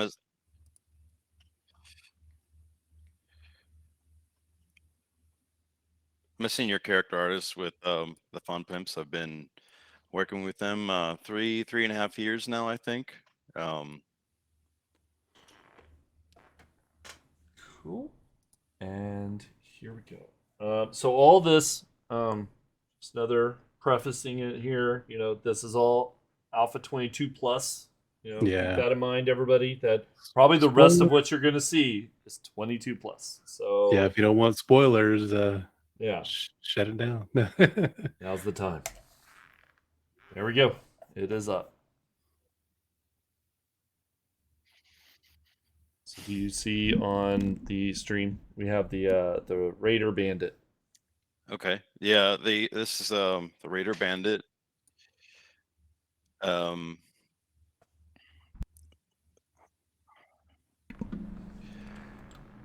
So what we do, character artists, well, all the modeling team actually, we get a concept in when we start with a high poly model, and it's a virtual sculpture, and so that's what this is. It's a Raider Bandit high poly model. Actually, I think all of the character models we're going to show, like Lathan and Justin said, are Alpha 22 or beyond. Yes. We've been working hard to get all these character models done. We got a lot of work done. It's just take some time to get everything hooked up and in the game. So next Alpha or beyond for all the character art. Yep, definitely. So yeah, like I said, this is the Raider Bandit high poly, and then this next slide is the low poly resolution model. This is the one that's actually runs around in game. This one's untextured. It's just showing the construction of it here. Yeah. It looks really good. Move to the Yeah. next one. Sure. Yeah, we have several models, a lot of bandits in the that are done basically, and a lot of player character models too. And if you show the next slide, this is the textured version of one of the bandit models. A lot of work goes into these. It takes a good bit of time to do them. Yeah, and these guys work really hard on trying to get everything balanced for the game too, because there's a lot of graphical limitations that we run into, and they have to kind of juggle a bunch of texture to get everything looking the way they want in game, which is pretty challenging. Yeah. So hats off to them. Yeah, great job. Moved on to And, the Wasteland Assassin. Yeah, this is one of my favorites. One of the favorites that I've worked on, at least. So again, this is the higher resolution model of the Wasteland Assassin. It's a player character model. So, once all this work is in the game, it will be something that you can wear and use in the game. It's a multiple piece set, so there's what I think like 6 parts to this that would be swappable. Sorry guys, the lag is pretty bad. I'm hearing myself in my own head right now. You should be able to mute good. the stream if that's really Yeah, hitting. I have it turned way down, so that's okay. Yeah, so the high resolution model for the Wasteland Assassin, there's a lot of fine tuning with this. A lot of work that goes into these to make sure they all work together, but at the same time work to make them look unique and stand alone as unique sets. So The cloth on this was amazing. You did such an amazing. I mean, everything's amazing, but just the cloth folds and the holes and rips and tears and stuff. That's a lot of work and very technical. It's great. It looks really, really awesome. thank you. Yeah, some of these you can maybe zoom in. I don't know if you can do that on your side, Lathan, but I know some of the character artists might. The guys coming up might appreciate that if we're able to zoom in on some of this stuff. But Lee actually helped me render this one out. This is kind of a preview of what the textured model would look like, although this is not the textured model. This is actually the high resolution model that he rendered out in Keyshot. So some of the things are sort of like placeholder temp, like material wise, but it'll give you a good idea of what it'll eventually look like in the game. And I'm about ready to start the texturing process for this model. So nearing completion of this character. Cool. Yeah, the scissors, so cool. Yeah. Yeah, the idea is, he doesn't have all the best equipment in the world, like you would hope to in a post-apocalyptic world. So he has things like scissors. He's got some pencils in his pouch. Just whatever he can throw and kill zombies with, or stab them with. He's got it. Love it. I think there's some stealth perks with this guy too.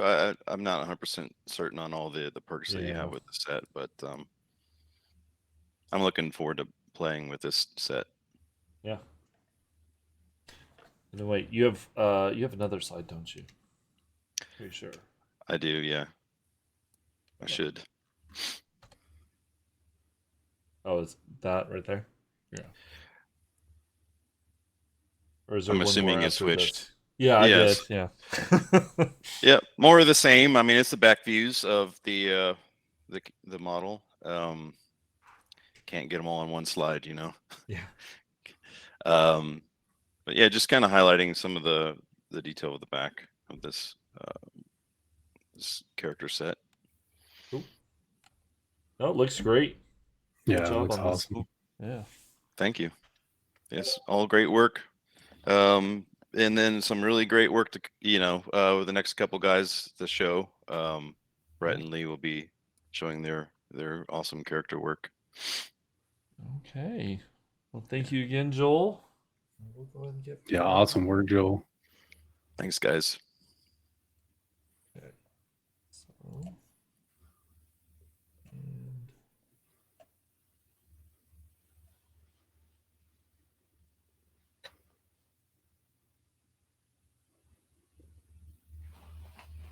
okay, now the only thing I think Brett may have his. Wait, no, don't return. Cancel. Keep trying. Okay. Yeah, next up is So- Brett Riley, senior character artist. Brett, I'm not seeing you or hearing you. There you go. Yeah, now I am. Perfect. Okay. So let me get you on. Can you guys hear me? Yes. Yeah, I can hear And we you. can see you. Look at that. Yay! Good deal. Okay. Okay. Yeah, there's definitely a little bit of lag, so I think I got this. You could refresh the tab of the stream to try and it'll get it where it's less lag or less of a delay. You'll still have a little bit. I mean, that's just inherent with Twitch. Okay, there I am. I showed up a little bit of lag. Yep. Yeah. Okay. So give me just a moment, but go ahead and talk about yourself for a minute while I do this part. Sure. My name is Brett Riley. I've been a video game artist for over 20 years, coming from Disney. I've worked with id Software, a lot of these guys, for quite a long time, and for the Fun Pimps for about like 3.5 years now. So pretty much just enjoy working and hanging and creating art all day. So. Okay, I need like 30 more seconds. Okay. Downloading some images. Yeah, I thought I had everybody's. Actually, Nope. yeah. Go ahead for just another moment and. Yeah, some people were asking about what kind of programs we use for the high poly. That's a lot of the sculpting is done in a program called ZBrush, and so that it's just like a sculpting program, entirely high poly. And then we use Max, Maya, or Blender to do our low poly forms, and that pretty much is you're going to take the cast from the high poly to the low poly, and then we're going to bring that into Substance Painter. Is one of the major ones that we use to sit there and color all kind of stuff. So for some of the aspiring artists, those are the main programs we use. Movies kind of use some other different types of programs, but games are kind of broken down from that. So, okay, I see my characters up on screen. You are ready. Good, good. This is actually one of the bandits. It's Overlord. He's the level 3. I kind of didn't really have a concept for this, so I just kind of just bullshitted until I kind of found some forms that I liked. Mad Max inspired. I did work on Rage with a lot of the guys from id Software, so I brought in some of the tribal aspects. You know, he's got bones, shards, the skulls from the kills. Trying to just, whenever I do a creature or a character or anything like, I try to make sure that the front and the back is, there's an interest, there's a story that goes along with these. So I try to kind of like not just focus on one thing, because of course in a game you're seeing the whole character all around. Plus also the fact as a big player, I like to sit there and have a cool character if I can make it. So this was done in ZBrush and just rendered out in it. So you can go to the next screen, please. Okay.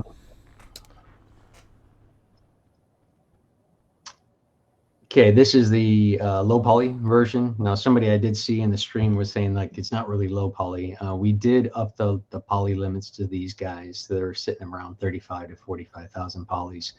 But it's still considered to be a low poly compared to like I think this guy came in around 21 million polys to do the high poly. So I consider that less.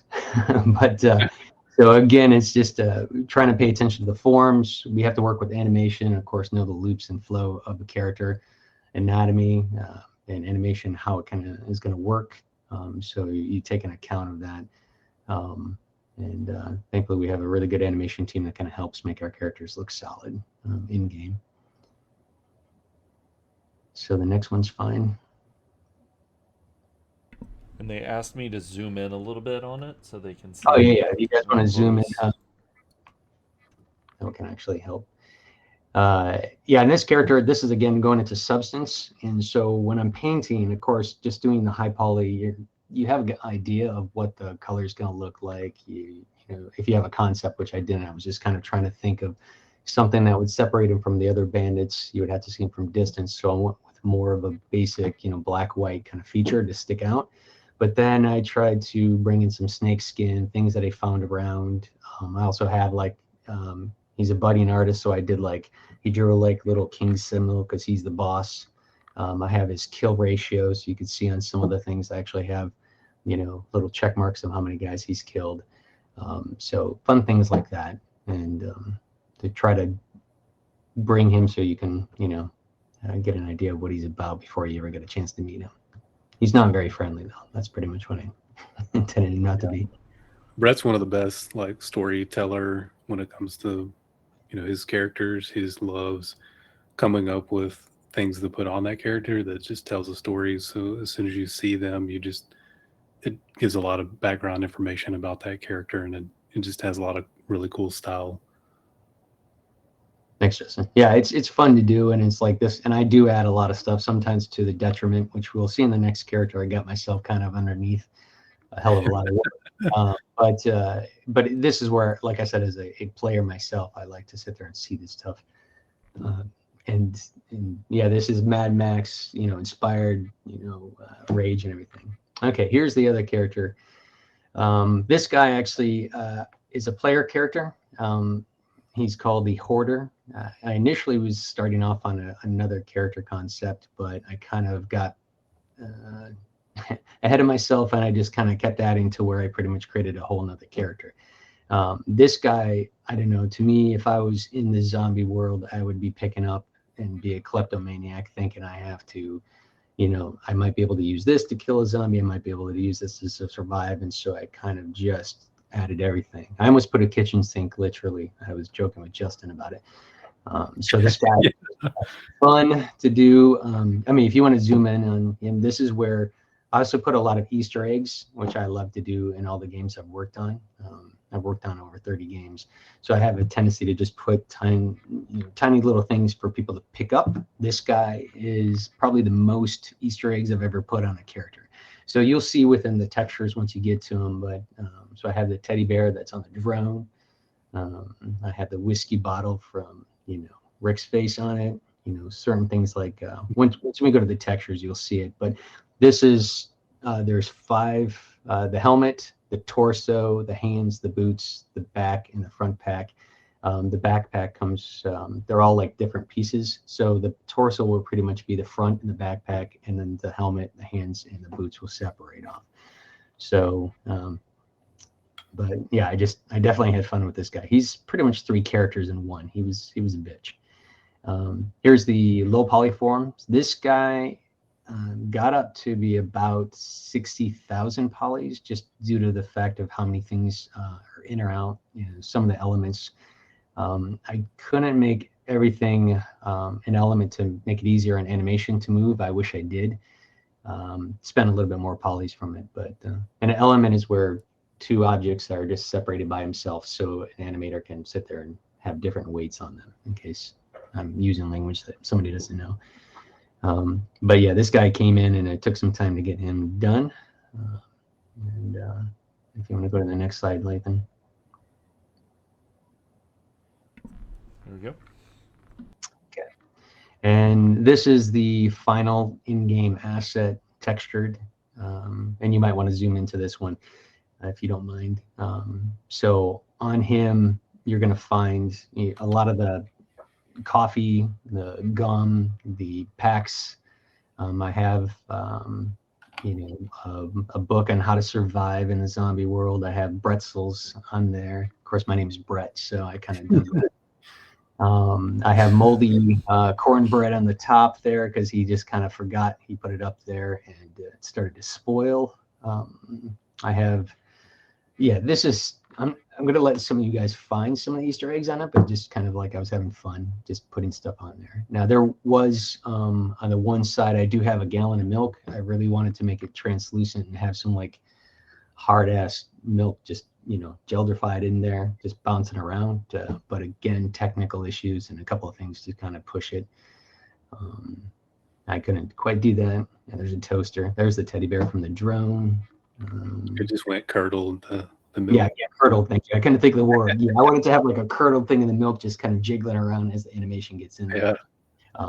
Yeah. So there's like a lot of the stuff that Brian was showing you earlier from the candies and everything else. So he's got them on his legs, and I was also using those as color hits to have your eye move around, and sort of like Rembrandt used to do a lot of stuff with beautiful colors and things to have the viewer move around the piece. So that's pretty much what I used, a lot of the color to flow around the character for people to kind of see him. So, but he was a blast. He was a bitch, but he was a blast to kind of get done. But so hopefully you guys will have fun intermixing and playing with this character. I honestly think that he should be able to carry a lot of stuff for you guys, but he also should be, if you get him in your party, you're gonna be like, damn, zombies are coming, because he makes a lot of noise. I thought that'd be kind of funny to have some fun with. But oh, Brett, somebody said they love the socks, which is kind of a later addition. Yeah, That's yeah, that was actually I had skin showing, and that was going to be another draw call because we're going to have to throw in the body. So Joel, H, and the guys were talking about throwing on, and I think Justin was telling me about the 70s socks. So I went back to the old days and kind of put on some of the old American socks from him. Yeah, he kind of evolved. He's got a lot of stuff in there. There's pieces I actually forgot that I put in there, but. And once you guys see the animation that Adam did on this, it really makes him come to life, which is pretty cool to see a character, something you've been static for so long, actually get in the game moving. So cool. This looks great. Yeah, it looks awesome. Job, man. Awesome. Thanks, guys. Appreciate it. Hi. Thank you, Brett. Thanks, Brett. Thank you. Let's see. Now we have Lee. Lee does not have a camera, so you're going to be hearing Lee, but that's fine. Yeah, Lee Imes is a senior character artist. It's one of the, I think he's the newest character artist, but he's been here for a little while. Extremely talented, like all the other character guys. Okay, and for some reason it wants to show. Okay, that's fine. Let's see what it does. Okay, so it's really just going to show blank. Okay, well, Lee, can you hear us? I can hear you. Perfect. Okay, let me make sure your stuff is in and ready. But if you want to tell everybody about yourself. What's up? Character artist, 23 years of experience. I also worked at ID with Brett. Actually, I think all of the artists on this team worked at ID, and I don't know if I can speak for everybody else, but I can speak for myself. I'd rather work here than ID. Yeah, there was a comment about that earlier, and I was like, oh yeah. Yeah. Somebody made some comment, and I'm like, dude, Fun Pets is way better than ID. Way better. Yeah. Lot more creative freedom, a lot more fun. People here just better. It's just better. Oh. Yeah, for sure. We love you too. Yeah. Okay, so once again, I'm gonna need like 30 seconds. So I should really make it where you can't see me while I'm so focused doing this. Yeah, now I gotta tell people about my life story. Yes, start with at the age of 5. Yeah, I need that much time. Okay. I'm kidding. You don't need that much time, but I can tell people about Lee. Lee's been just kicking A. I mean, he's coming in and doing a bunch of really cool technical stuff that we've needed for a while. Working on really cool updated hair cards and balancing textures and materials with kind of a janky, engine material system. So he's done a lot of awesome stuff with the limitations that he has. Okay, now remember, everybody, this is 22 or beyond. So, Spoiler as you alert. see this, remember. Right. Okay, but go ahead. Okay, so basically, originally the task was to just do heads, but what ended up happening is the heads didn't really match the bodies, and so the task kind of grew, and I ended up, me and Joel and Adam worked together, and we reworked the anatomy and kind of reworked the proportions and to make the animations look better and make the characters look better in game.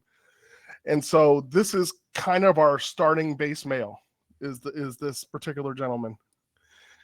And there's a back view of him as well, if we want to see that.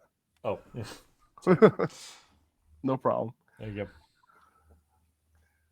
Yeah, so front and back. So, I worked with Joel to try to get it, and Adam to make sure it fit our rig, and we made sure that, it deformed properly. I wish, it's too bad we're not showing some of those animations. That'd be nice. Yeah, totally. Yeah. I guess we can go to some of the next one. Yeah. Yeah, whenever, just to touch on that a little more, whenever Lee first came on, there was a lot of just proportions that guys weren't happy with, and the guys got together and fixed a lot of stuff. So resized the hands and, arm length and stuff like that, and just really made a huge difference proportion wise, which is all set up for future models. Exactly.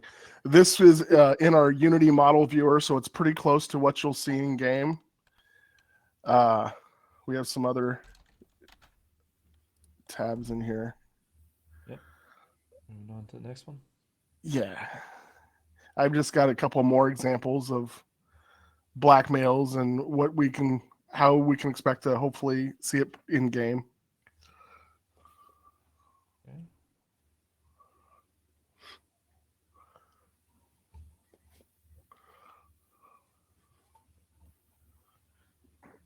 Yeah. And these characters actually are in game. So a lot of work went into trying to balance our shader as it exists in the game with our lighting, trying to, play with the textures to see what's the recipe to make a character look good in our game. So I spent a fair bit of time with that with these guys. And so those are actual in-game screens. And there's the next screen. Sure. And these are some characters I've been working on recently. This is the Desert Gear 01. And I guess we can zoom in and look around on him a little. So there's the front shot. You gotta zoom into the hair too. That's yeah, he's like a righteous bro, dude. That's right. He likes hiking and he eats granola. He's a righteous dude. Came from I'm Colorado. sure there's people in chat right now who are attacked by what you're doing. I like granola. What's this dude's awesome, man. What the hell's wrong with that? Granola, bro. I would totally hang out with this dude. Oh, but okay. So yeah, do you want me to move on to the next one? Yeah, sure. Oh well, that's Somebody back. I guess that makes sense. Okay. Yeah, this is a back view just to show some of his gear. This is a desert gear. I didn't want it to be quite as packed out as our crazy super packed out dude that Brett worked on, but he still has some stuff that he's found along the trail that he needs to help him survive.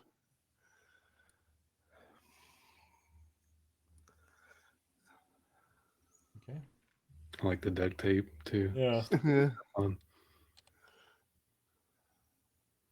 Yeah, compared to when I made this character, I thought he had a bunch of junk on his backpack. But then when you look at Brett's, he's like, he doesn't have anything. He's empty. Yeah.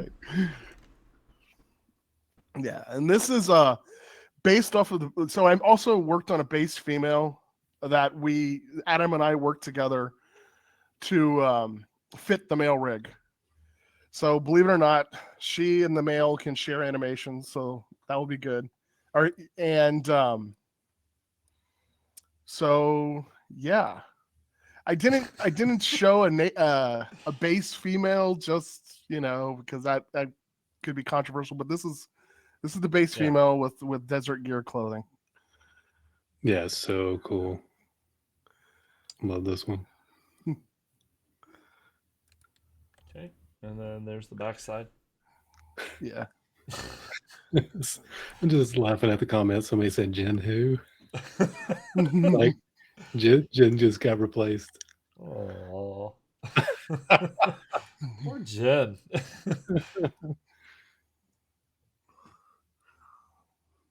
Yeah. Okay.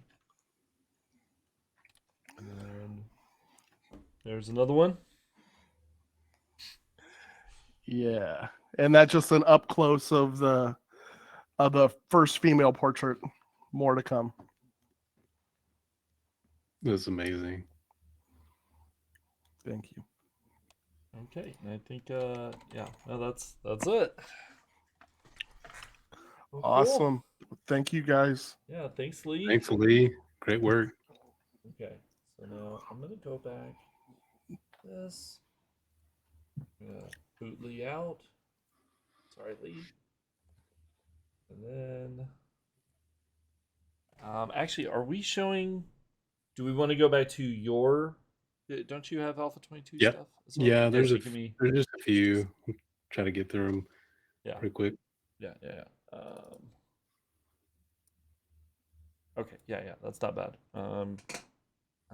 Talk about something for a second. Your choice, whatever. All right, yeah. So another spoiler alert with stuff coming up if somebody doesn't want to see A22 or beyond.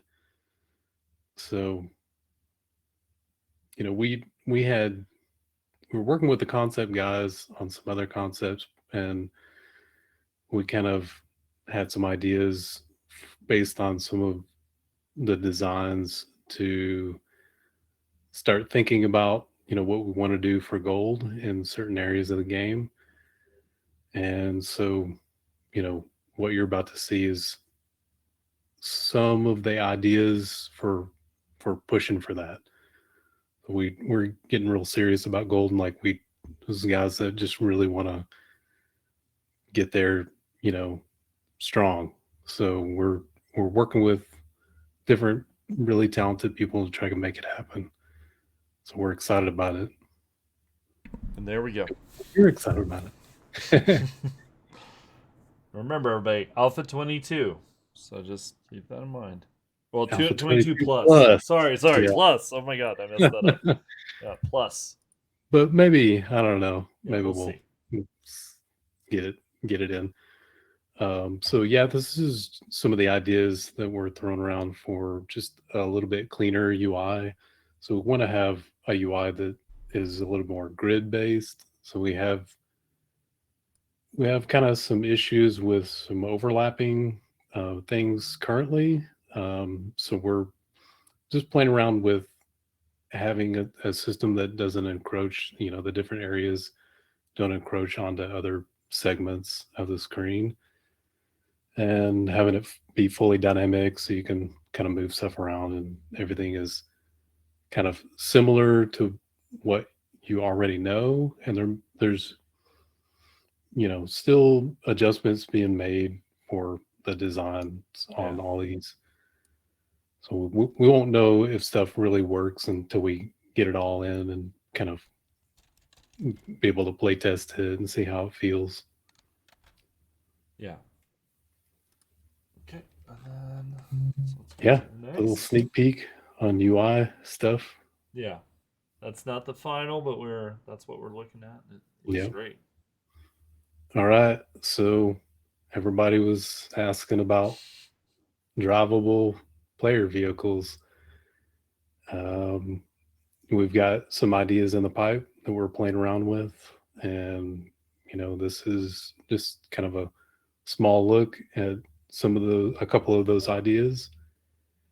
And yes, that is a toilet on the back of a mini bike. Yeah, It's not so as crappy as it seems. Sorry, yeah, I had yeah, to. I really had that to. was crappy. I'm sorry.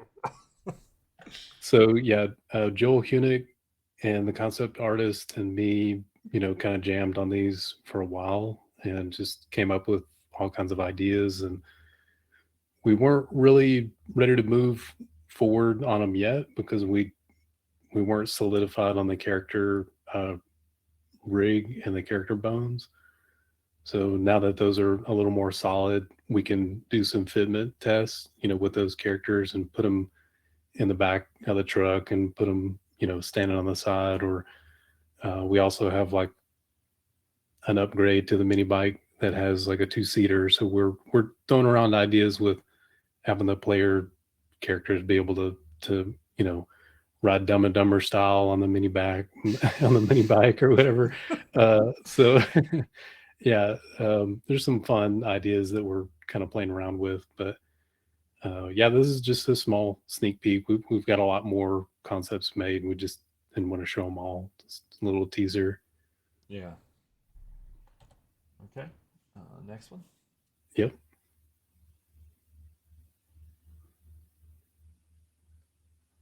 All right. So yeah, just a lot of talk about endgame and just trying to figure out what that's going to be. What you do whenever you travel to Dukes, what you do when you travel to Noah's, where those are going to be located, what all's in the interior. So we had, this is a couple of ideas that we were throwing around for, those locations and how they would look, and just having a lot of interesting elements. And crazy enough, we've actually built a lot of parts that we can use already in the game for most of these structures, but we're still kind of toying with some of the ideas on the interior, trying to figure those out. So yeah, that's going to be A22 whenever we're really starting to have those talks about what all you do when you come to these locations, and how you interact with the in-game characters and stuff like that. But yeah, just another little teaser, kind of throwing around some ideas, and I hope you guys are excited about some of the stuff for the end game that we're talking about. Yeah, that looks great. You can zoom in, Lathan, if you want. Yeah, Those good. should be little, Yeah. possibly. Actually, I don't know if those are No, I mean that's too high res. doesn't look A bad. little bit. Yeah. Some inspiration from a movie. I'm sure somebody could probably name it.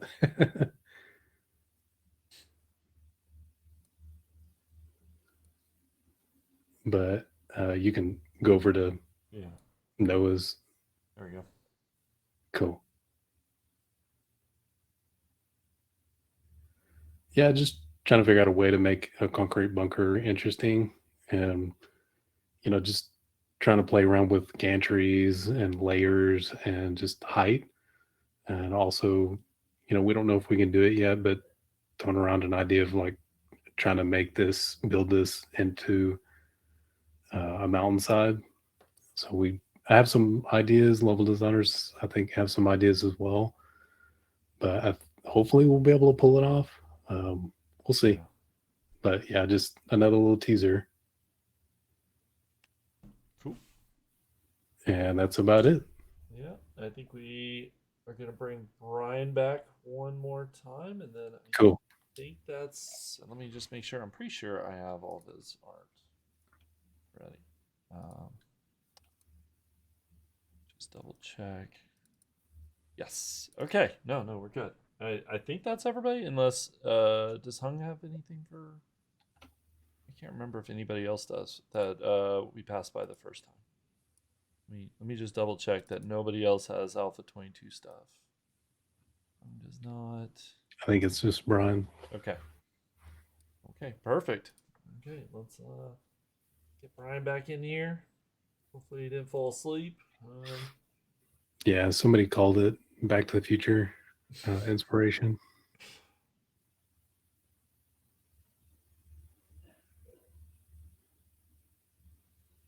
Some Biff's Casino. And you're back. Okay. Hello, everyone. So, Brian? What's up? I hate to be the ending because everything else that was shown was far more exciting. Actual assets that people would be able to use, but I got a little bit left to talk about for my contributions for the future update. Okay, it is up and ready. Just waiting to see it. All right, so someone brought up the chemistry station, and yes, that is one of my projects that I'm helping with. We have a few assets that we needed prepared. Higashi Genetics is a established company within the lore of 7 Days, and they're going to get a little branching out through assets and location art and all that. This is labels for some of their probably things you would find in their facilities, you know, chemical bottles and pills. I tried to represent to the closest of my ability what they would actually look like if you stole them from a laboratory. And we can go to the next one from here. Okay.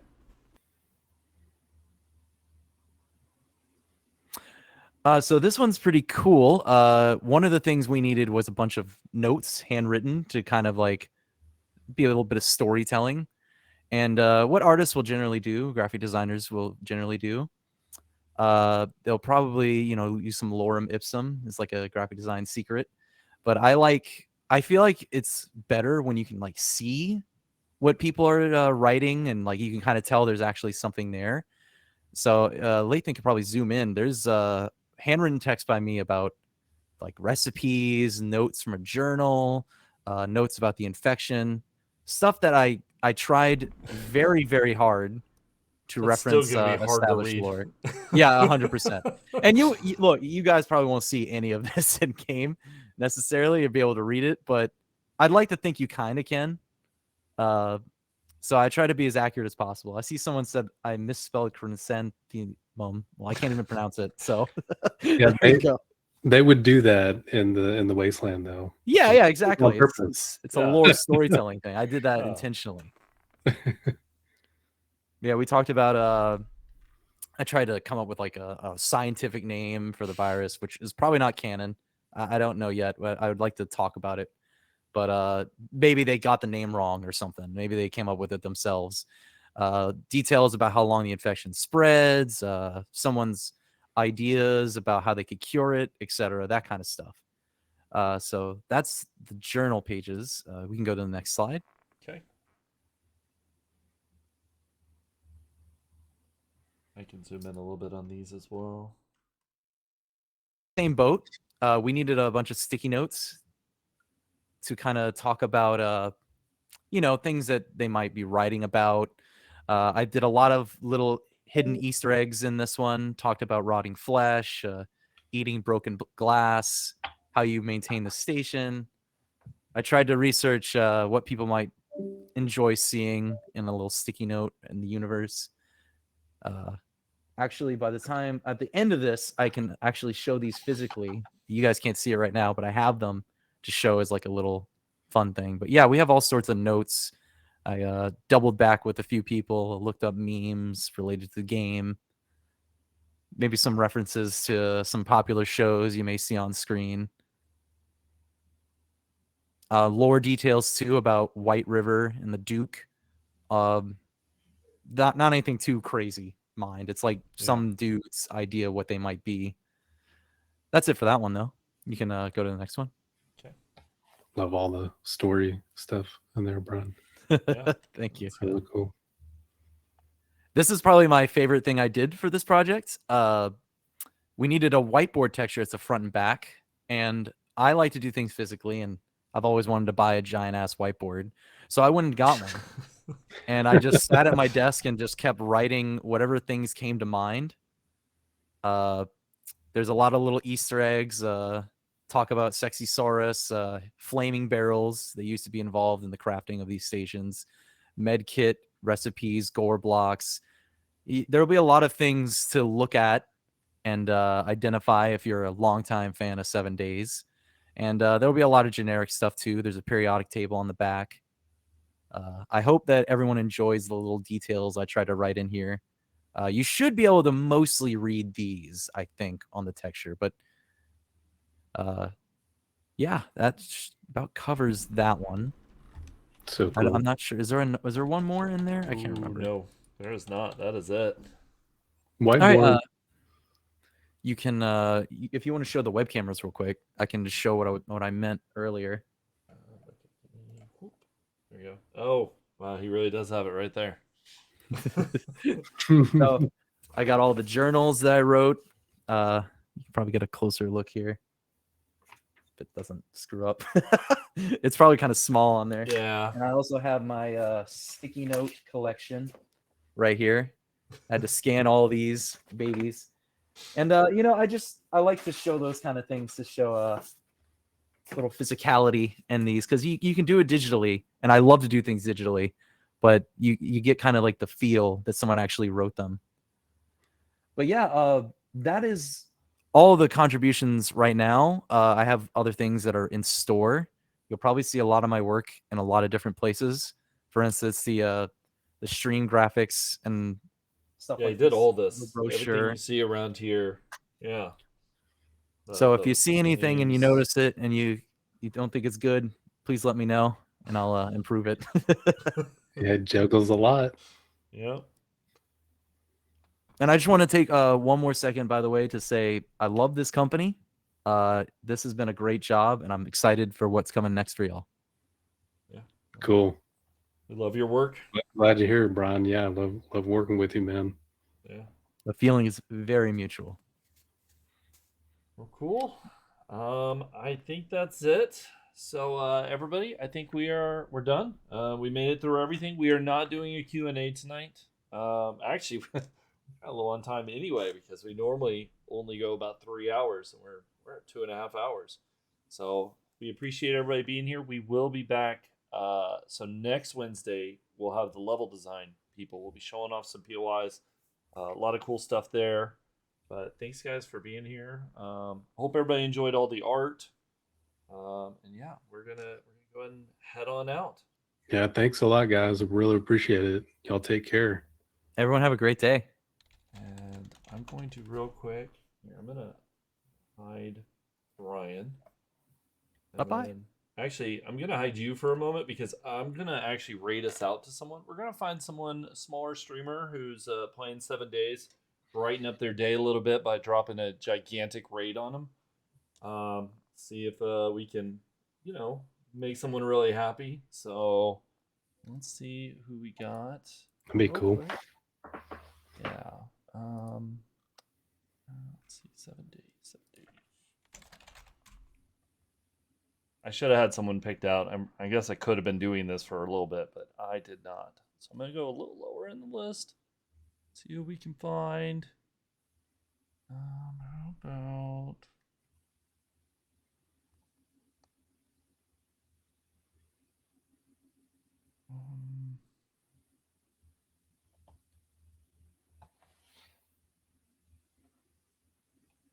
Oh, actually, you know what? Hold on.